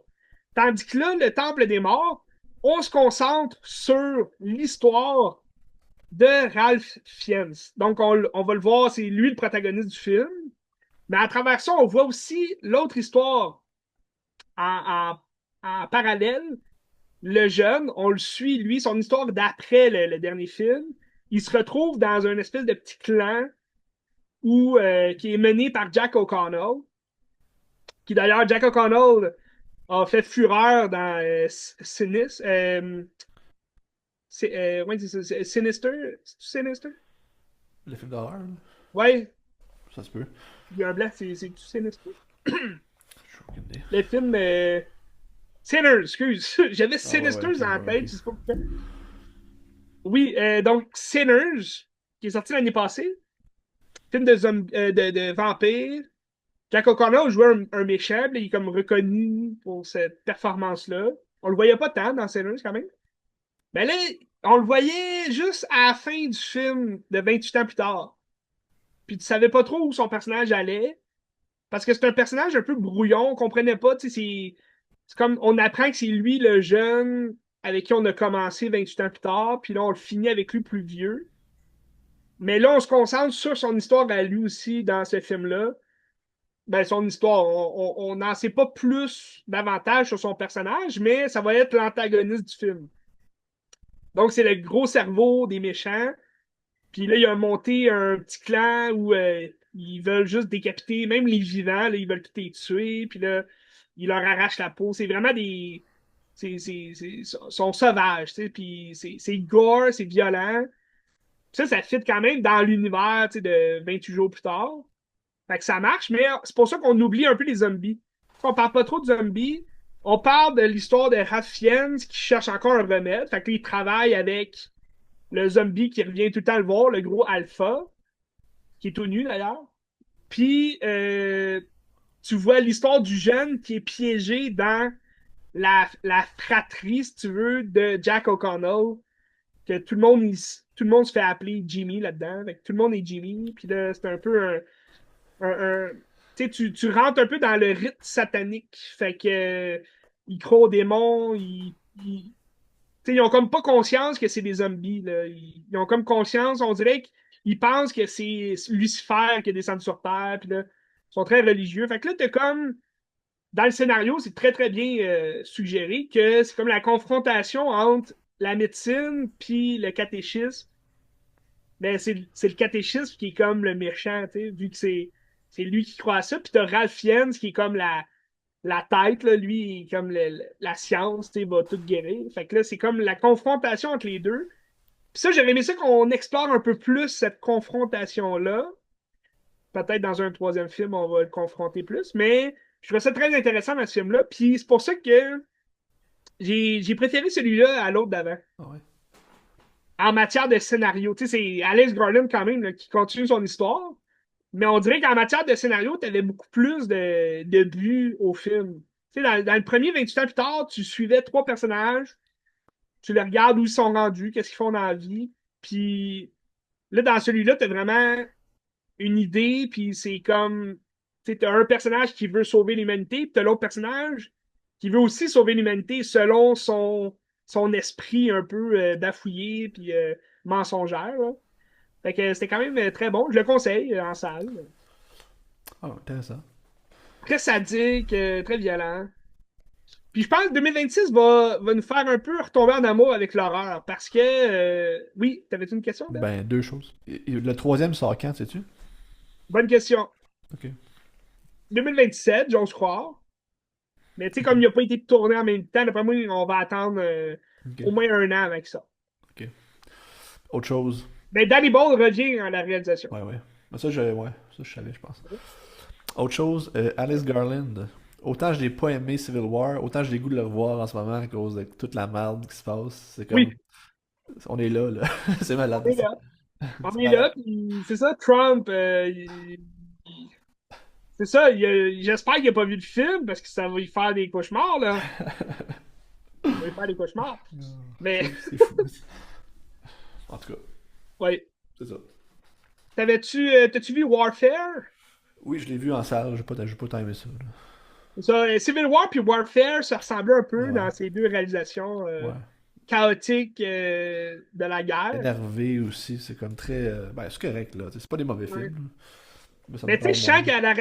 sens au scénariste, c'est drôle parce que, tu sais, on parle d'Erika Boulian qui réalise, qui Ouais, scénarise, puis Alex Garland aussi, tu sais, il fait pas mal, à part l'acting, c'est ouais. ça qu'il acte. Mais, tu sais, t'as quand même la différence entre son écriture et sa réalisation. Et Ben, dans son écriture, on ouais. dirait qu'il était juste seul écrire, il sait où il s'en va, tu sais. Ouais, ben, c'est vrai qu'il y a des styles différents quand même. Ben, tu sais, mettons par rapport à 28 Days, affaire comme ça, ou Ouais. genre Ex Machina, c'est deux mondes complètement, deux styles différents aussi.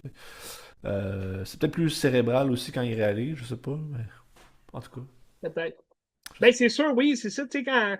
Ces films qu'il a réalisés, en tout cas, à part peut-être Civil War puis Ouais, Warfare, mais c'est surtout de la science-fiction qui souvent c'est comme tu dis c'est très intello, ouais. tu sais, niché dans de l'incompris un peu. Bref, Les deuxièmes sens. deuxième sens, troisième. Hein. Euh, mais tu sais, 28 Years Later, de Bon Temple, je pense que Ralph Fiennes donne aussi beaucoup de pouvoir là, au scénario, là, parce qu'il est excellent. Ouais. T'as une scène vraiment ultra cool que tu vas aimer, là, sur du Metallica. C'est vraiment bon. Je pense que tu vas aimer ça. Mais t'as pas vu 28 ans, hein? Non, pas encore. Il est sur Crave. Il est disponible sur Ouais, il est Crave. sur Crave. On peut le voir sur Crave. Mais c'est excellent. Regardez les deux.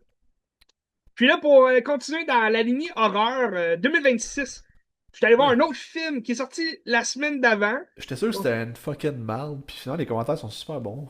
Je comprends Ben, pas. c'est un scénario qui a l'air débile. Là. C'était mon premier film 2026. J'étais pas déçu. Tu sais, parce qu'en janvier et février, on se l'est dit, tu sais, il y a beaucoup de films d'horreur qui sortent. Ouais. Tu sais, on dirait c'est comme, comme on disait, c'est toute la dope qui Ouais. sort déjà parce que c'est pas un moment d'Oscar. Tu sais, Ben, les Oscars arrivent, oui, mais c'est parce qu'en janvier, les gens vont pas en salle parce que c'est Noël, puis là, ils ont pu. exact. Ils ont passé un autre Mais je mois pense après que le ça. pire mois aussi, c'est février, hein? Ouais, je pense janvier, février, c'est pas bien bon. Janvier, février. Puis, tu sais, habituellement, mettons en janvier, le film, à la fin de l'année, tu t'en rappelleras pas, tu sais. Tu sais, C'est mettons ça. l'année passée, Night Swim, là, c'était comme dégueulasse, mais Ah ouais, on c'est s'en rappelle plus, le puis c'est pas pire grave, film. tu sais, on l'a juste oublié. Tandis Un que des si tu pires de penses ça, Blumhouse. tu sais, si tu sors, mettons, des films en octobre, novembre, avec les gros films, là, t'es comme, ah ben là, ça c'était pourri, puis on s'en rappelle On s'en rappelle, pendant oui, c'est ça. de tout ça, tu sais, ouais. Fait que c'est ça. Mais effectivement, tu sais, sais, là, 28 ans plus tard, le Temple des Morts, très bon film. C'est mon top 1 2026 à date. C'est le seul aussi dans mon top 2026. Mais moi, dans mes tops, je mets juste les 3 étoiles et demie et plus. T'sais, fait que là, pour l'instant, c'est le first one, mais c'est le seul aussi. Mais je suis allé voir Primate, un film d'horreur produit non pas par Blumhouse, mais Paramount. OK? Donc, c'est très différent. Parce que c'est un scénario qui aurait pu être très facilement pris par Blumhouse. Ça aurait été un paquet de niaiseries, ça aurait vraiment pas été bon. Là, on a vraiment droit à un film gore, fucking dégueulasse des fois. Tu veux te cacher, puis c'était comme un retour un peu à l'horreur, peu et dur qu'on veut voir dans un film d'horreur. OK, parce que Primate, là, c'est un slasher du monde animalier. OK? Ça fait un peu ce que Jaws a fait avec les requins, ben là, ça le fait avec les singes. Parce que c'est c'est une famille à Hawaï qui a un singe domestique. Là. Il y a un singe chez eux. Puis c'est que t'apprends. C'est pas tant expliqué. Le film est court quand même. Il dure 1 heure et demie. Fait que ça se passe pas vite. Puis c'est une fille qui revient de son université chez elle à Hawaï. Puis elle amène ses amis. Il y a une fille qui les accompagne. Puis dans le fond, une de ses voisines avec qui elle a grandi, elle aussi, elle revient chez elle. Fait que là, ils reviennent toutes à la même place. Puis, donc là, elle, chez elle, elle a un père. Le père, c'est l'acteur qui a joué dans Coda. Ouais, c'est C'est le remake américain de La famille de Kotsun, Lee. Ted Kotzer, Ted... Oui, c'est ça. Kurt, On peut, je vais aller chercher, là. Je je vais l'ai te ici. dire ça, non, mais je l'ai, là. Je l'ai ici, Coda. C'est quoi déjà? Kurt. C'est Troy Ah, Kotzer. c'est exactement ça que j'allais dire. Troy Kotzer. Donc lui, c'est un homme qui est sourd et muet, là, vraiment. Puis dans le film, ben, ça marche parce que là, c'est le père de la fille qui parle aux signes. Tu sais, il fait des Ouais. signes, il parle en langage des signes, fait que ça marche. Puis tu sais, il a une belle prestance, là, c'est un bon acteur. Mais là, c'est que lui, il s'en va pour un congrès. Puis là, on comprend que sa mère, c'était une scientifique à la fille. Puis c'est elle qui travaillait avec le singe. Fait que là, lui, il fait partie de la famille depuis qu'elle a eu un accident et elle est morte. Mais c'est que le singe, il a pogné à rage. Il s'est fait mordre par une langouste. Puis là, le père, il dit, je vais aller faire... tu sais, il s'en va à son congrès. Puis là, il dit à sa fille en langage des signes qu'il va aller faire vérifier. Il va envoyer la langouste pour qu'elle se fasse vérifier, voir si tout était correct. Mais là, le temps qu'il y a les résultats, ben lui, il s'en va. Fait que elle, la fille, elle fait un party chez elle avec ses amis de l'université. Puis le singe, ben, il commence à. Le docteur, il est venu le voir. Puis le docteur, il se fait tuer direct. Puis là, c'est le carnage parce que le singe, il arrive à. C'est un singe intelligent en plus. Fait que là, il a la rage, puis il est intelligent. Puis là, il va vraiment tuer de ses poings. Là, puis il va arracher des bouches. Puis il va arracher la peau. Puis c'est vraiment. C'est vraiment gore. Fait que j'ai bien aimé. Ça aurait pu être, tu sais, d'une façon, le scénario aurait pu être peut-être mieux travaillé. Ils se retrouvent vite dans la piscine, les gens, là. Parce que c'est comme la seule place où le singe veut pas aller, là, dans la piscine, dans l'eau. Mais tu sais, à un moment donné, c'est long, là, tu te dis, OK, qu'est-ce qui va se passer? Tu sais, tant qu'à aller dans le gore, vas-y à fond, tu sais, rajoute beaucoup d'invités, puis tue-les tous, tu sais. Mais non, c'était bien. J'ai passé un beau moment en mangeant du popcorn devant ce spectacle sanglant-là. Non, mais j'étais content parce que tu mets ce scénario-là avec Blumhouse. Ouais. Oui, OK, peut-être qu'ils font un bon scénario comme ça, mais tu vois 0-100, là, tu sais. Tu sais, le singe aurait pris un cordon, un fil électrique pour étrangler les gens. T'aurais jamais vu de gore comme ça, là. Mais apparemment, ils vont à fond dans la caisse. Est-ce qu'on va le voir en salle ou on attend une plateforme? Il va sortir sur Prime Video. Je pense que vous pouvez l'attendre sur la plateforme, là. Mais en salle, c'est toujours plaisant d'aller là-bas. D'ailleurs, j'ai vu un message de Cinéplex Donc, les Cinéplex recommencent 5. les mardis à 5$, là, ouais. Jusqu'au 24 février, je pense. Ouais, c'est quand même, c'est pendant un mois, fait que c'est le fun. Si vous voulez aller voir un film le mardi, c'est 5$. Puis je pense qu'il y a un moyen popcorn aussi, c'est 5$. Ouais, exact. Fait que pas trop cher, mais Primate, moi j'ai une liste, là. Moi j'ai une liste sur Letterboxd. Puis ma liste, c'est. Ben là, j'en ai une que c'est Top Friendly Animals Film. Ouais. OK, les animaux gentils. Ça, j'ai 86 films dans cette liste-là. Mais j'ai aussi une autre liste, puis c'est le Top Animal Underworlds film. Fait que là, le Underworlds Animal, là, c'est tous ces films-là d'animaux qui tuent, puis, tu sais, Jaws, Anaconda, King Kong. Je t'ai mis Jurassic Park aussi là-dedans. Là, ça, j'ai 71 films là-dedans. Non, il y a beaucoup de films avec des animaux méchants qui mangent, puis tout. C'est important de leur laisser de la place. T'sais. Mais Primate, un bon film de 5. Yes. Absolument. Fait que, en salle, là, beaucoup de films d'horreur, allez-y. Il y en a d'autres là, qui s'en viennent au début du mois de février. Ben là, le 30 janvier, tu as Sam Help qui sort en même temps que Folichonnerie. Sam Raimi, le maître de l'horreur. L'Opéra de la terreur, excellent film. Puis là, c'est avec Rachel McAdams. D'après moi, ça va être très bon. Un peu un remake un peu à la Misery. Fait que c'est quand même intéressant aussi de voir ça. Je sais pas si tu as vu l'annonce là, de Sam Help. Non, j'ai rien vu. Eh ben, c'est comme un cadre, un boss qui se retrouve avec son employé qui intimide pis tout, sur une île déserte, après un accident d'avion. Fait que là, c'est elle qui doit prendre soin de lui. Fait que là, il devient un peu la victime inattendue là, de cette femme incroyable. Mais non, ça a l'air bon. Sam Raimi me déçoit jamais. Puis en février, t'as plein d'autres films d'horreur là, qui s'en viennent. 27 février, d'ailleurs, Scream 7. Scream. Bien hâte. Ouais. Euh, Alors, aussi, pour faire suite à tout ça, qui n'a aucun rapport avec l'horreur, mais j'ai vu, puisque le film est sorti en salle cette semaine, j'ai reçu un lien de visionnement du film qui a gagné le meilleur film à la Mostra de Venise Oui. au mois d'août dernier. C'est le plus récent de Jim Jarmusch, Father, Mother, Sister, Brother. Je me trompe souvent dans le sens des mots, souvent Ouais, c'est c'est un un peu autre compliqué. une Euh, mini-promotion de la famille. Film typique de Jarmusch, où est-ce que c'est de l'anthologie en fait, là. C'est trois Mhm. histoires qui vont regrouper des enfants adultes qui vont aller rendre visite à leurs parents, mettons. Intéressant dans la mesure où est-ce que comme tu sais, ça reste des relations conflictuelles, ça fait réfléchir, mettons. Gros casting. Tu sais, le premier casting c'était avec Tom Waits qui joue le père, Oui. habitué chez Jarmusch, qui était aussi dans By Law, puis en tout cas dans plein d'affaires, dans Dead by the Bed. Deadman. Non, pas Deadman, l'autre là. Asti, l'affaire de zombies, là, en tout cas, whatever. Ah oui, oui, ok. The Dead Don't Dead Don't Die. Die. Ouais. Puis c'est ça. Puis là, t'as Adam Driver, puis sa sœur, qui est jouée par, je me souviens plus qui va rendre visite à son père, que c'est un genre de fou. Ben, en tout cas, qui pense que c'est un fou, finalement, c'est pas tant un fou, il fait juste comme manipuler les gens. Puis c'est Ok. juste des discussions. C'est juste des discussions, genre sur la famille, sur l'héritage, des affaires comme ça. Où est-ce que tu comprends que, comme, ok, ils sont bizarres. Puis c'est ça, malheureusement.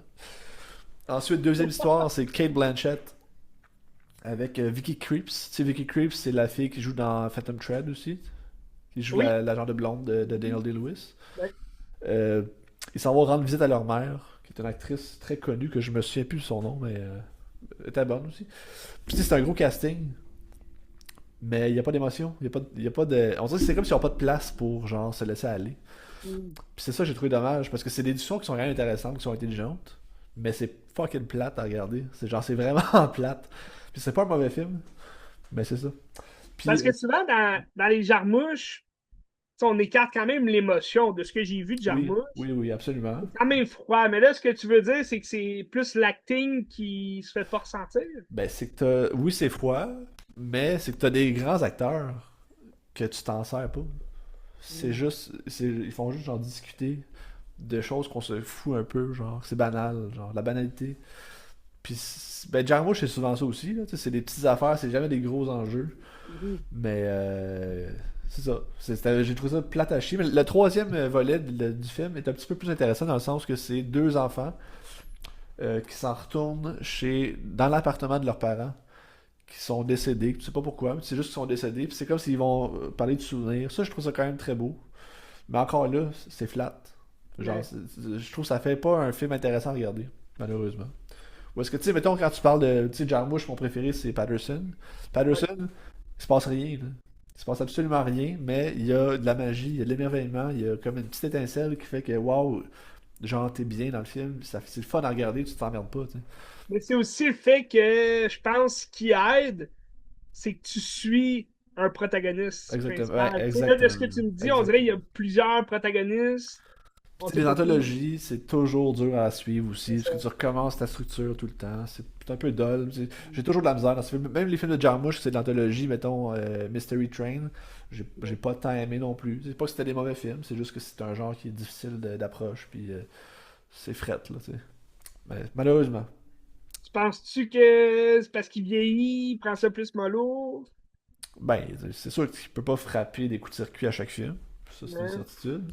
Après ça, ben, c'est un film qui est fait sans prétention. J'ai l'impression qu'il voulait juste faire de quoi de relax. Mais ce qui est le fun aussi, c'est que c'est un film qui voyage. Tu sais, chaque récit est dans des mondes différents. Tu sais, Paris, en Angleterre, puis Paris. l'autre, je pense que c'était genre Boston, dans ce coin-là. Hmm. Puis c'est tout, tu sais, Jarmusch, c'est pittoresque, c'est des beaux plans quand même. Tu sais, c'est pas sans intérêt. C'est beau, mais c'était plat, malheureusement. Mais ça joue en salle en ce moment, si ça vous tente, là. Ouais, mais ça joue pas partout, par contre. C'est ce qui est dommage avec un Ça joue à Jarmusch. Cinémathèque. Ça doit jouer au Ce qui est dommage Bowling avec les éventuellement. Jarmouches, c'est que ça joue pas. Non, Souvent, ça joue pas partout. mais c'est Mubi qui a distribué ou Ah, produit aussi, ok. donc ça va être disponible sur Mubi éventuellement, Ok. ouais. C'est un peu comme. Ben, c'est parce que là, on parlait de Jarmusch, puis c'est un autre réalisateur, un peu comme Jarmusch, qui est quand même difficile d'accès grand public, là, si on veut. Ouais, C'est qui? Gus Van Sant. Il a sorti un film hein, récemment, Dead Man's Wire. Ah, je savais même pas. Ouais, Ah ouais, c'est avec un Skarsgård, là, Bill Skarsgård. ouais, Il jouait Pennywise dans Hit. oui. Puis t'as aussi Dacre Montgomery, qui était reconnu surtout pour Billy là, dans Stranger Things, Oui, oui, oui, oui. le Ok. frère Ouais, méchant, ouais, là, ouais, à ouais. Max. Ouais. Tu t'as Al Pacino qui joue dedans aussi. C'est un Gus Van Sant, ça a l'air quand même très intéressant, mais je pense qu'il est en salle en ce moment, là, mais Ok. pas partout. Personne n'a ça, l'image. Ouais, j'ai jamais entendu parler de ça, c'est vraiment bizarre, hein. C'est l'histoire vraie d'un homme qui prend en otage un banquier. C'était quoi son dernier? C'était-tu Don't Worry, You Won't Get Far on Foot, là, l'affaire avec Joaquin Phoenix, là? Ouais, lui, il était récent. Je sais pas si ça fait quand même longtemps, c'est genre Ça fait 2017, il quand me même longtemps, semble. 2018. C'est son Je me plus rappelle, il récent? joue au cinéma du parc. Je n'étais pas Ok. allé le voir, mais il joue avec Jakku, là, on pensait peut-être aller le voir. Y en a-tu fait depuis? De ce que je vois, attends un peu. J'ai pas souvenir, mais. Non, ce qu'il a fait, là, c'est Ouverture of Something That Never Ends. Ok, Ça a l'air étrange. ok, C'est comme un bon, film d'1h20.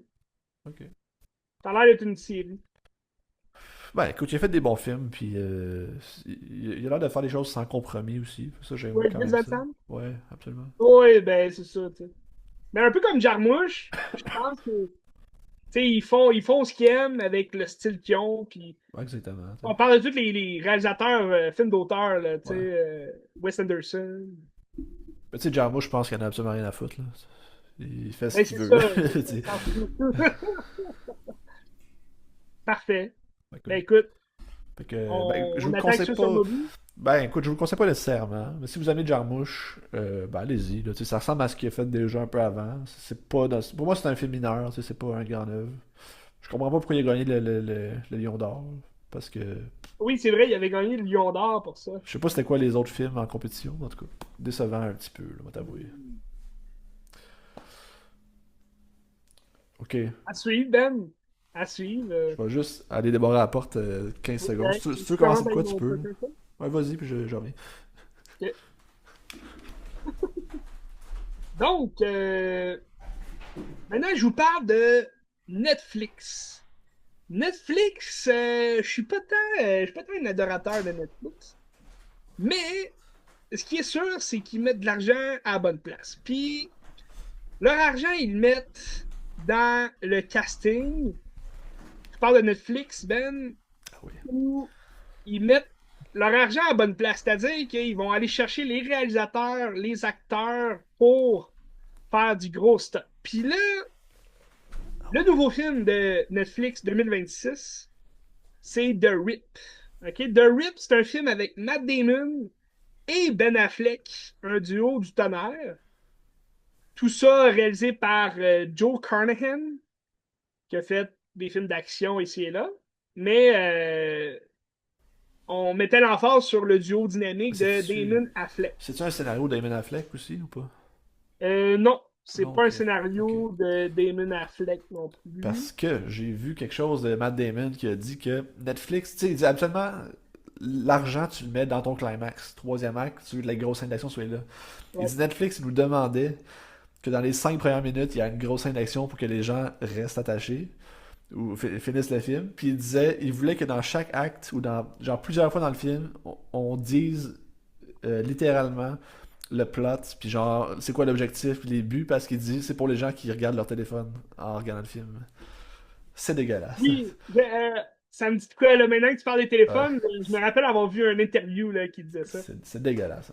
Ben oui, c'est niaiseux, tu sais, c'est comme, quoi cette affaire-là, tu sais.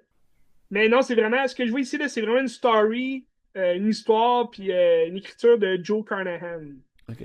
C'est vraiment Joe Carnahan qui nous a donné quand même des pas pires films d'action, là. Si je fais un petit topo sur Joe Carnahan, c'est pas un nom qu'on entend, qu'on connaît, mais son film qui a fait le plus jaser, peut-être, qui est le plus connu, là, 2006, Smoking Axes. Ouais. Ok. Ça dit quelque chose? Ouais. Ben, C'est je un l'ai pas film qui est vu, mais brodé j'ai un entendu. peu à la Ouais. Guy Ritchie, qu'on va parler un peu plus tard, mais Guy Ritchie qui englobe un gros casting, plusieurs personnages, puis ils font tout comme un arrivé dans un hôtel précis pour aller tuer, dans le fond, éliminer quelqu'un. Euh, Fait que là, t'as Ryan Reynolds avec Ray Liotta qui joue deux agents du FBI, puis là, t'as plein de tueurs qui s'en viennent, dont d'ailleurs Ben Affleck qui joue un des. Lui, c'était pas un tueur, il jouait un des bodyguards qui était censé aller là pour juste kidnapper le gars puis le sauver. Finalement, il meurt en 2 minutes. Là. Il se fait tirer dans le passage, dans le rue. Mais il a fait des films qui ressemblent pas mal à ça. Là. Dernièrement, Cop Shop. Ok. Ça, je l'ai vu sur Crave, je crois. C'était avec Gerard Butler, un film de 2021. Ça ressemble un peu à Smoking Axes. Euh, Dernièrement, on peut voir un film petit budget, là, Boss Level avec Mel Gibson. C'est un peu à la jeu vidéo. Là. En tout cas, c'est comme s'il était dans un jeu vidéo. Là, il revit toujours la même journée. Puis là, il faut qu'il tue le boss, là, qui est Mel Gibson. Peur grise avec Liam Neeson. Ouais. Un groupe de Ouais. travailleurs, ils se retrouvent dans l'Antarctique, en tout cas, dans le désert froid là, de l'Antarctique. Puis là, il y a des loups qui les chassent, fait que là, il faut qu'ils s'enfuient. C'est lui qui a fait The A-Team, Ah oui, ok. probablement son plus mauvais Ben, film. Là, le aussi. remake avec Mr. T et tout ça. Ouais, là, c'est ça. Le remake, c'est ça, sans Mr. T. Là. Ah, sans Mr. T, ouais, ok. Ouais, parce que Mr. T jouait Dans le dans premier. Akuda, là, dans la série télé. Mais là, c'est Ouais. vraiment le film avec Liam Neeson, Ouais, ouais. Bradley Cooper. Un jeune Bradley Cooper qu'on connaissait pas tant, mais film d'action un peu banal. Mais son plus grand succès, selon moi, son meilleur film, c'est Narco. C'est Narc en anglais. Puis c'est vraiment c'est un thriller policier avec Ray Liotta puis Jason Patrick ça ressemble un peu à Training Day. Ok. Tu sais, avec Denzel Washington puis Ethan Hawke. Là. Ça ressemble un peu à ça. Mais c'est un très bon film. Là, on parle de son nouveau film 2026 sur Netflix, The Rip. Donc, The Rip, qui est Coup d'argent là, en français. Euh, un cliché, là, un film classique de coup d'argent policier qu'on connaît, qu'on a déjà vu 100 fois, puis qu'on va sûrement revoir aussi prochainement. Mais ça ressemble beaucoup à un film de 2014 avec Arnold Schwarzenegger qui est sorti, qui s'appelait Sabotage, dans lequel c'est un élite de la DEA qui tombe sur un gros magot, puis il décide de se partager l'argent. Puis là, après ça, ben, ils se font tuer un après l'autre. Puis là, ils savent pas c'est qui, mais c'est un d'entre eux qui tue les autres pour avoir l'argent. Le scénario de base, ça ressemble un peu à The Rip, mais c'est complètement autre chose. C'est que The Rip, c'est un film. Ils n'ont pas dû mettre beaucoup de budget là-dedans, à part pour les acteurs, là. Mais parce que ça se passe toujours comme à la même place. Puis là, tu sais pas trop s'ils vont prendre l'argent parce que c'est des cops de la DA qui se retrouvent dans une maison suspecte un peu. Ils ont eu une alerte comme quoi il y avait de l'argent à cette place-là. Donc là, eux, ils s'en vont chercher l'argent. Puis là, il y a comme 20 millions dans des barils. Puis là, c'est de savoir est-ce qu'ils vont garder l'argent pour eux? Est-ce qu'il y a une taupe à travers eux? C'est pas trop clair. Mais là, le film se passe là parce que c'est comme dans un. C'est un réseau de Miami où c'est tout comme des, des gangsters qui vont là. C'est comme des maisons un peu de surface, là. C'est tout désert, puis c'est comme les gangsters qui achètent. Les cartels, ils achètent des maisons pour cacher leurs drogues puis leurs affaires là-dedans. Fait qu'eux sont comme pas safe. Ils sont allés là sans aide, là, sans le dire à leur boss. Fait que tu rentres dans un jeu du chat et de la souris à savoir c'est qui la taupe dans l'équipe, c'est qui va prendre l'argent, c'est qui veut prendre. Tu sais, tout le long du film, tu penses que Matt Damon, c'est le méchant. Mais là, c'est vraiment lui le méchant ou Ben Affleck, c'est un méchant aussi. Fait que là, les deux, c'était tête. Puis là-dedans, t'as Stephen Young aussi, là, reconnu pour son personnage de Glenn dans Walking Dead, mais qui avait joué Ah, Nope. je t'avais parlé, le Beef, Ouais, mais la c'est dans. série Ouais, ouais, ouais. Netflix, là, la mini-série Netflix. Ouais, Dans Nope aussi. Là. Dernièrement, il a joué dans Mickey 17 aussi. oui. Mais lui aussi, il est dans l'équipe, il est un peu suspect, mais là, tu te dis, OK, il y a une phase de gentil, ça doit être un gentil. Fait que là, tu essaies de savoir c'est qui la tombe. Fait que c'est un film mystère. Pas tant rocambolesque, là, c'est plus du. C'est pas très long comme film, là, 1h40. Mais c'est ça, tu essaies de savoir c'est qui est vilain, comment ça va finir, tout ça, mais tu te doutes quand même de comment ça va finir. T'as aussi Kyle Chandler qui joue dans le film, Oui. qui est quand même un grand acteur là, qu'on voit souvent second rôle. Il y a toujours un petit rôle on the side, mais il est bon en second rôle. Puis on va voir prochainement là, dans la série HBO Max de Green Lantern. Ok. C'est lui qui va jouer le Green Lantern. Donc, c'est ça. Pour ce qui est du scénario, assez faible, mais je n'étais pas surpris. Tu sais, c'est Netflix. Mais là, ça a du sens là, quand tu me parles aussi de comment Matt Damon a décrit là, la façon de faire de Netflix. Tu sais, ils savent aussi à qui ça s'adresse leur film.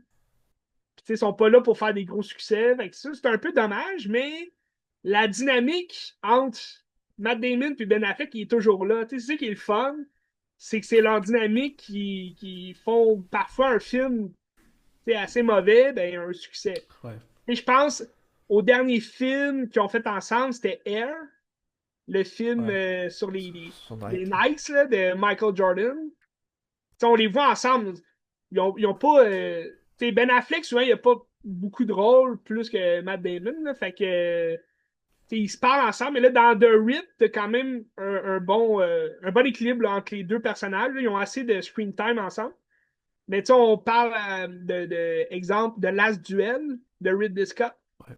Tu t'avais Ben Affleck, un tout petit rôle là, du roi, mais c'était centré sur Matt Damon. T'sais. Fait que. Ben non, c'est ça. Est-ce que je le conseille? C'est un film de salon, que tu écoutes sur Netflix, là, mais Est-ce que c'est un film TQS? c'est un film TQS, le mouton noir de la télé. Je veux dire, c'est une histoire cliché, c'est juste ça. Tu le sais comment ça. Même si on essaye, là, mais c'est des accrocs qu'on se fait. Là, on essaye de se dire, ah, c'est mystérieux, je sais pas. Ils vont tout mourir, ça va finir comment tout ça?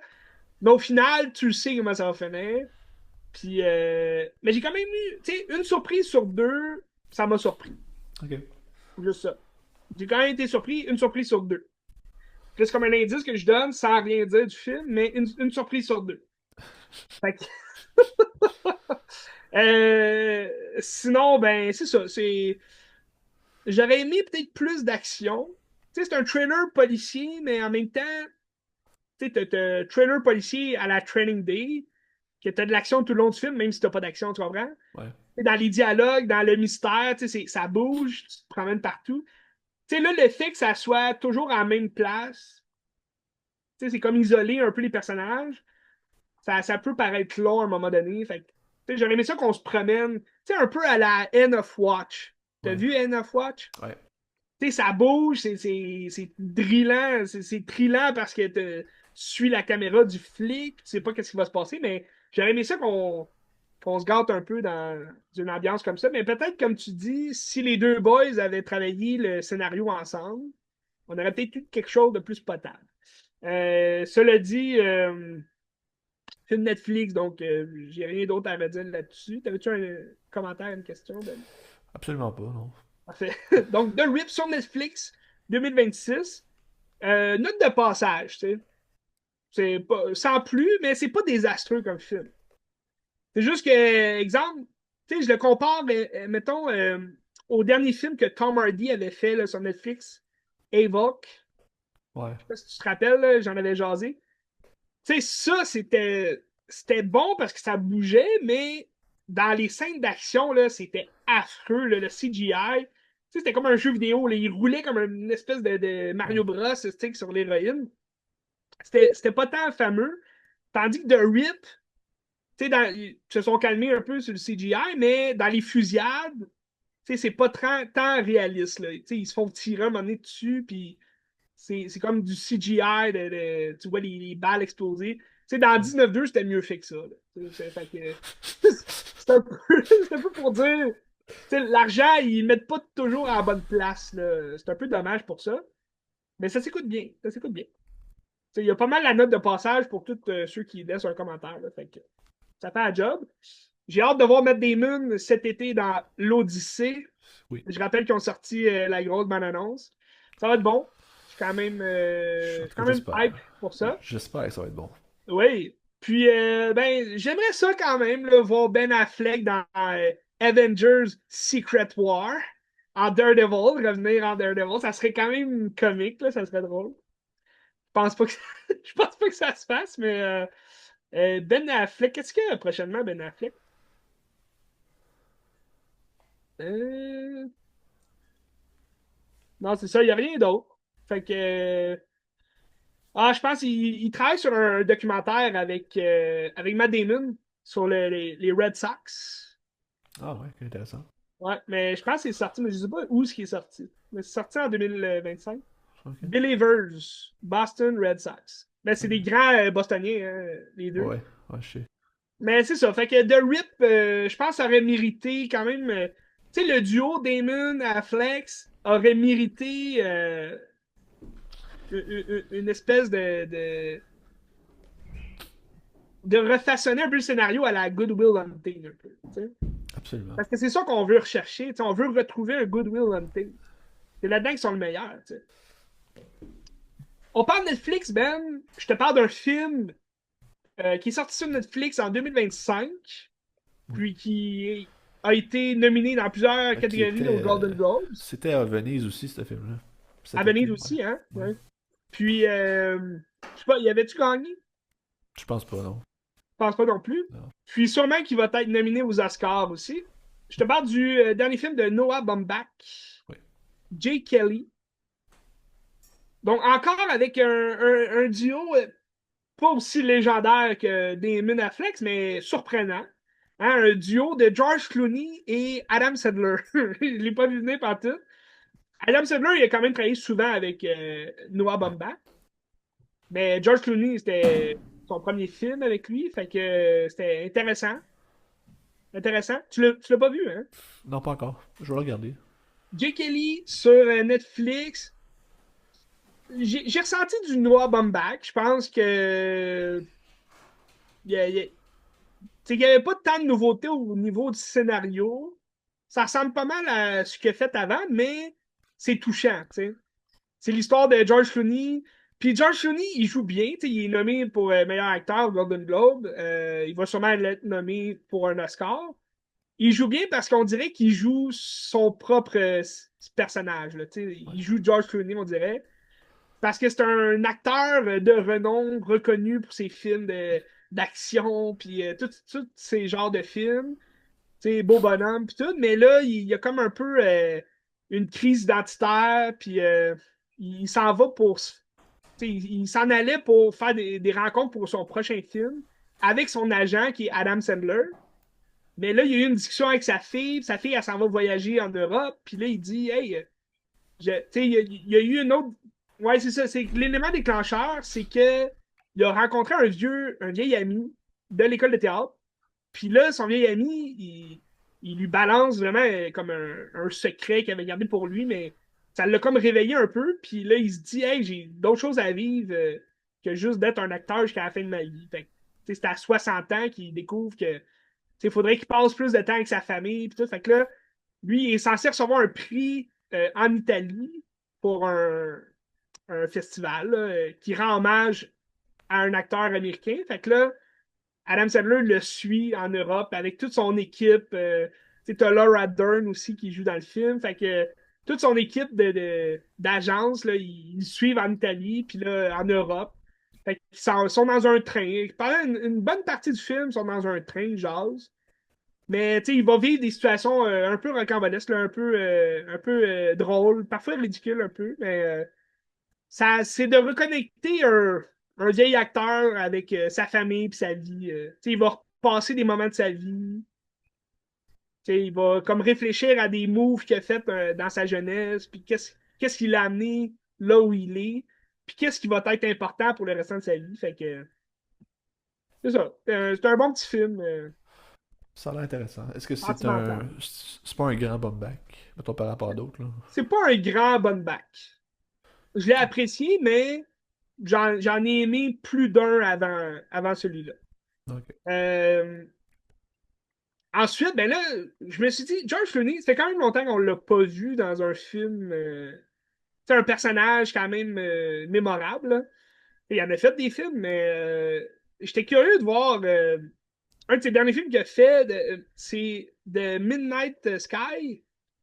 Je sais pas si t'as déjà entendu parler. Non. Puis c'est un film que lui réalise, que George Clooney il réalise quand même des films. Ouais. Ouais. T'avais vu Suburban? Non, je l'ai pas vu encore, non. Parce que. Mais c'est un scénario des frères Cohen, justement, ça, là. Oui, c'est ça. Ouais, non, Il j'ai pas travaille vu. avec. Ben, c'est lui le réalisateur. Ouais. Ouais. Puis, tu sais, moi, j'avais vu The IDs of March, Ouais. film politique avec Ryan Gosling. Pas tant ma vibe. Tu sais, il fait beaucoup de films très politiques, là, de Monument Man. Il se met en scène aussi avec Matt Damon, d'ailleurs. Mais j'étais curieux de voir The Midnight Sky parce que c'est un film de science-fiction. Ok. C'est un film qui ressemble beaucoup ben, à plein de films qu'on a déjà vus, mais beaucoup à un film dans lequel il joue, qui est un remake, donc Solaris. Oui. Tu te rappelles? Ouais, c'était bien, Dans c'était son bien. vaisseau, il est seul, il voit des fantômes. Puis, tu sais, il va là pour un peu sauver le monde aussi. C'est comme un voyage interspatial qui devient interdimensionnel, surnaturel. Ben, The Midnight Sky, c'est un homme seul, donc George Clooney, qui reste sur Terre pendant que les autres ont été ailleurs pour se cacher, parce qu'ils sont en attente d'astronautes qui sont partis visiter une nouvelle planète habitable ou déménager 5 milliards de tata. OK? Fait que là, ça ressemble un peu à dans une galaxie près de chez vous. Mais c'est ça, fait que pendant tout le film, t'as George Clooney qui a une barbe, puis là, il trouve une fille qui est comme perdue, une petite fille. Puis là, il apprend sur son aile, puis là, finalement, il faut qu'il déménage d'un satellite à l'autre. Fait qu'ils vont marcher dans la neige, puis là, ils vont survivre à des catastrophes naturelles. Puis en parallèle à ça, t'as toute l'histoire de l'équipe d'astronautes qui sont dans le vaisseau, puis qui ont perdu la communication avec Terre, mais qui sont sur le chemin du retour. Fait que t'as Felicity Jones, donc l'actrice dans Rogue One, là, qui joue Ouais. une des astronautes, David Eyolo aussi, puis Kyle Chandler, que je te parlais, là, qui joue dans The Rip, là, il joue dans Ouais. Midnight Sky aussi. Donc, c'est ça. C'est un bon petit film cocasse, avec une fin assez surprenante. Je l'ai pas détesté, mais les critiques sont quand même pas tant bonnes, là. C'est 2,5 là, sur Ok. Letterboxd. Pas très bon. Mais j'ai quand même aimé ça, donc je comprends pas les mauvaises critiques parce que ça ressemble beaucoup à The Martian. Là. Ça ressemble à des films. C'est sûr, il n'y a pas tant d'action, là, puis c'est beaucoup de parlage, mais c'est sentimental. C'est un film de 2020. Ça explique peut-être le cas, Netflix, COVID. Mais il est sorti sur Netflix, c'est sorti où? C'est sorti sur Netflix. Ok. C'est ça, c'est un film Netflix Ok. de George Clooney. Ok. Euh, Puis il est encore sur Netflix, c'est là que je l'ai vu. Mais là, je me suis dit après, OK, il y a un autre film que je veux voir depuis longtemps, que j'ai pas vu, réalisé par George Clooney, ne mettant pas en vedette George Clooney. Parce que dans pas mal de ses films, ben, en fait, c'est sur 8 films que j'ai vus de George Clooney, il y en a deux dans lesquels il joue pas. Il y a le Tender Bar, avec, en mettant en vedette Ben Affleck, qui était sorti sur Prime Video. Puis, t'as un autre film disponible sur Prime Video en ce moment, The Boys in the Boat, Ouais. qui est sorti en 2023. Il n'avait pas joué partout au cinéma.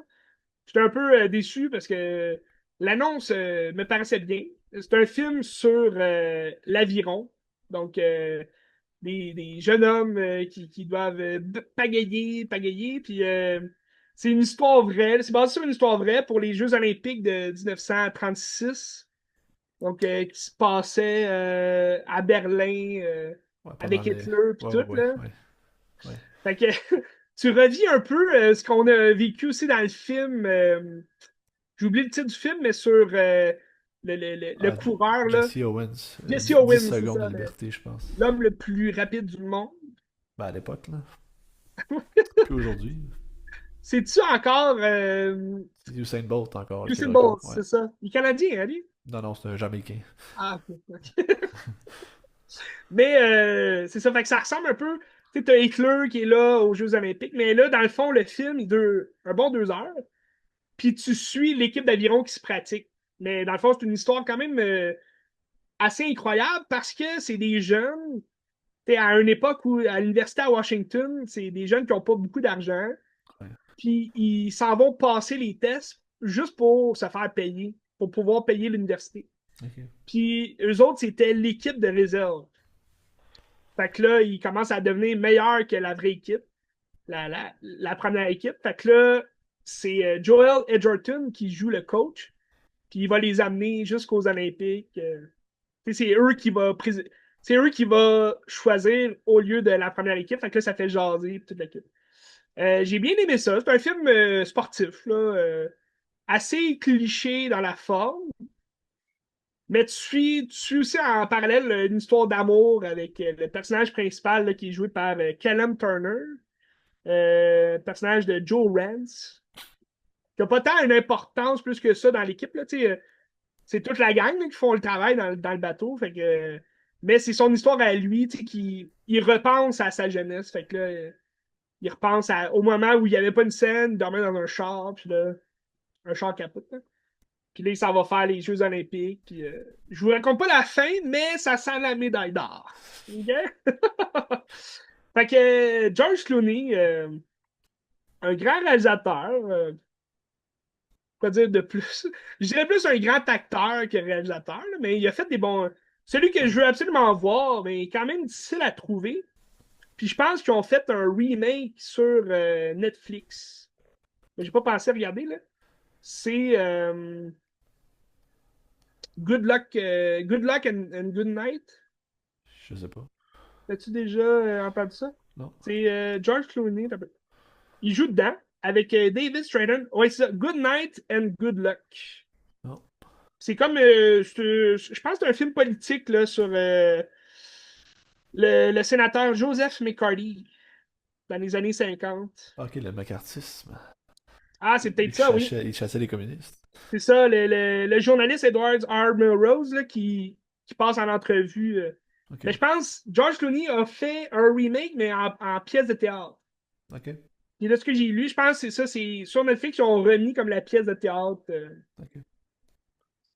de ce film-là. Donc, Good Night and Good Luck. Hmm. Donc là, moi, il me resterait un film à jaser sur une autre plateforme. Une plateforme que j'ai eue gratuitement parce que j'ai un nouveau cellulaire, iPhone. Puis, Il y a j'ai absolument rien eu là-dessus. 3 mois Ouais. gratuits de Ouais. Apple TV. Je sais pas si tu as déjà pris Apple TV, Ben. Oui, mais il y a juste des choses maison, puis c'est pas tellement. C'est C'est des ça. bonnes affaires, là, mais pas tant. C'est ça. Je l'avais déjà pris gratuitement en plus. Là. J'ai jamais payé pour ça. Mais la fois que j'avais eu gratuitement, j'avais écouté quand même quelques films. Puis je pense que j'avais juste une semaine. Là. Fait que Ouais. là, j'ai 3 mois. Fait que je vais peut-être parler plus de films là, nouveaux Ben, il y a là-dessus. quand même des Mais bonnes séries, je pense, là, que tu peux trouver, là. ouais, il y a beaucoup de séries. J'attends en février, là, c'est la deuxième saison là, de Ouais, Godzilla ouais, qu'il ouais. avait fait avec Kurt Russell. Ouais, J'avais bien aimé la première saison. Mais là, pour l'instant, j'ai juste regardé un film ouais. assez médiocre de Guy Ritchie. Donc, on parlait de Guy Ritchie tantôt. Là. Donc, Tiggy, qui a fait un film qui s'appelle La Fontaine de Jouvence. Ouais. Pas très bon. Avec Nathalie Portman. C'est que, tu sais, La Fontaine de Jouvence, tous les films qui en ont parlé jusqu'à maintenant, ça raconte vraiment, tu sais, l'époque, tu sais, plus avec l'Espagne, puis les conquistadors, puis tu Ouais. sais, ça a un lien très exotique. Tu sais, c'est dans la jungle, c'est censé être fabuleux, La Fontaine, quand tu la vois, tu sais. C'est un lieu magique, là, qui te fait rajeunir. Mais là, dans ce cas-ci, ils mettent un lien avec les pyramides d'Égypte. Fait que là, ils s'en vont en Égypte, mais tu sais, La Fontaine, c'est vraiment un trou perdu. Genre, puis c'est un pet, c'est dégueulasse. Puis c'est euh, Domhnall Gleeson, Ouais. le fils de Brian Gleeson. Brandon Gleeson. Brendan Ah ouais, Gleeson. Domhnall, qui, lui, engage. Euh, J'oublie son nom un peu. J'ai perdu la page. Euh, ah, ah. Donc, lui, il engage John Krasinski ah ouais, Jim. pour retrouver la fontaine de Jouvence. C'est comme un voleur, tu sais, c'est un archéologue un peu voleur. Tu sais, il est pas très bon, mais là, il va embarquer sa sœur là-dedans. Puis sa sœur, c'est Nathalie Portman. Puis elle est comme. Tu sais, elle préserve les arts dans des musées, puis tout. Fait qu'elle connaît l'histoire, puis là, il y a un lien avec leur père aussi, qui c'est un ancien archéologue, puis tout. Euh, Puis là, bon, il y a plusieurs gens qui les recherchent. Fait que, tu sais, c'est une chasse au trésor, mais ça n'a rien à voir avec un trésor national. Là, tu sais. Ouais. Trésor national, tu sais, t'as vraiment. Tu sais, dans un trésor national ou une chasse au trésor, que ce soit Indiana Jones ou peu importe, tu vas voir le protagoniste déchiffrer le mystère. Tu vas voir retrouver. Mais dans ce film-là, même si c'est une chasse au trésor, on dirait qu'ils n'ont jamais la bonne réponse. Tu sais, c'est le fils de Nathalie Portman qui va les aider, mais qui va comme trouver le plus grand des réponses. Tu sais. C'est toujours comme devant leurs yeux. Puis... En tout cas, c'est mal fait. Là. Tu sais, le scénario est pourri. Fait que ça s'annonce pas bien pour Apple TV, mais c'est un film parmi tant d'autres. J'ai confiance que. Tu sais, là, j'ai un film d'autobus, je me rappelle plus le titre, mais avec Matthew McConaughey, qui est sorti Oui, oui, récemment. oui. Ouais, je l'ai vu passer. Ouais, c'est un bus qui est pris dans les flancs, Il je paraît que pense, de c'est feux quand de même forêt. bien. Ben, oui, mais je pense que c'est une histoire vraie selon les feux qu'il y a eu en Californie là, récemment. Oui, Là. c'est ça. Ouais. J'ai hâte de voir ça. Sinon, il y a La Gorge aussi, dans les Miles Teller puis Anya Taylor-Joy, qui a l'air intéressant. Dans les séries, il y a beaucoup de séries. Le studio qui a gagné là, Golden Globes, très intéressant Oui, aussi, oui. là, avec Seth Rogen. Il paraît que c'est vraiment très très bon. Il paraît très bon. Ouais, t'as beaucoup Ouais. d'acteurs qui jouent là-dedans. Ouais. Non, du bon stock sur Apple TV, donc je vais vous en parler davantage dans les prochains épisodes. C'était tout pour moi cette semaine. Excellent. Qu'est-ce qu'on regarde pour le prochain épisode, Dan? Ben, je vais peut-être avoir fini Heated Rivalry pour en Ah, parler en long, en large, mais je sais pas ouais, encore. Des surprises. parfait. Moi, je vais aller voir une nouveauté. Ça s'intitule Reconnu coupable avec Ah, ça a l'air plate. Hein, ça a l'air Chris nul à Pratt. chier comme film. Là. C'est un film, je trouve, qui ressemble. Ben, ça a l'air de ressembler un peu à un rapport minoritaire. Oui, exact. Sauf que t'enlèves Steven Spielberg. Ouais. Donc là, ça parle de AI, AI qui va comme t'aider à te,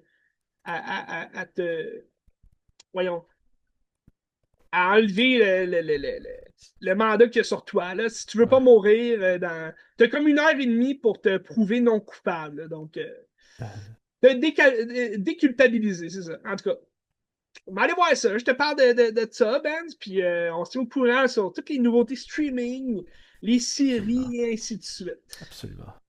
On se tient au courant. Qu'est-ce que tu regardes?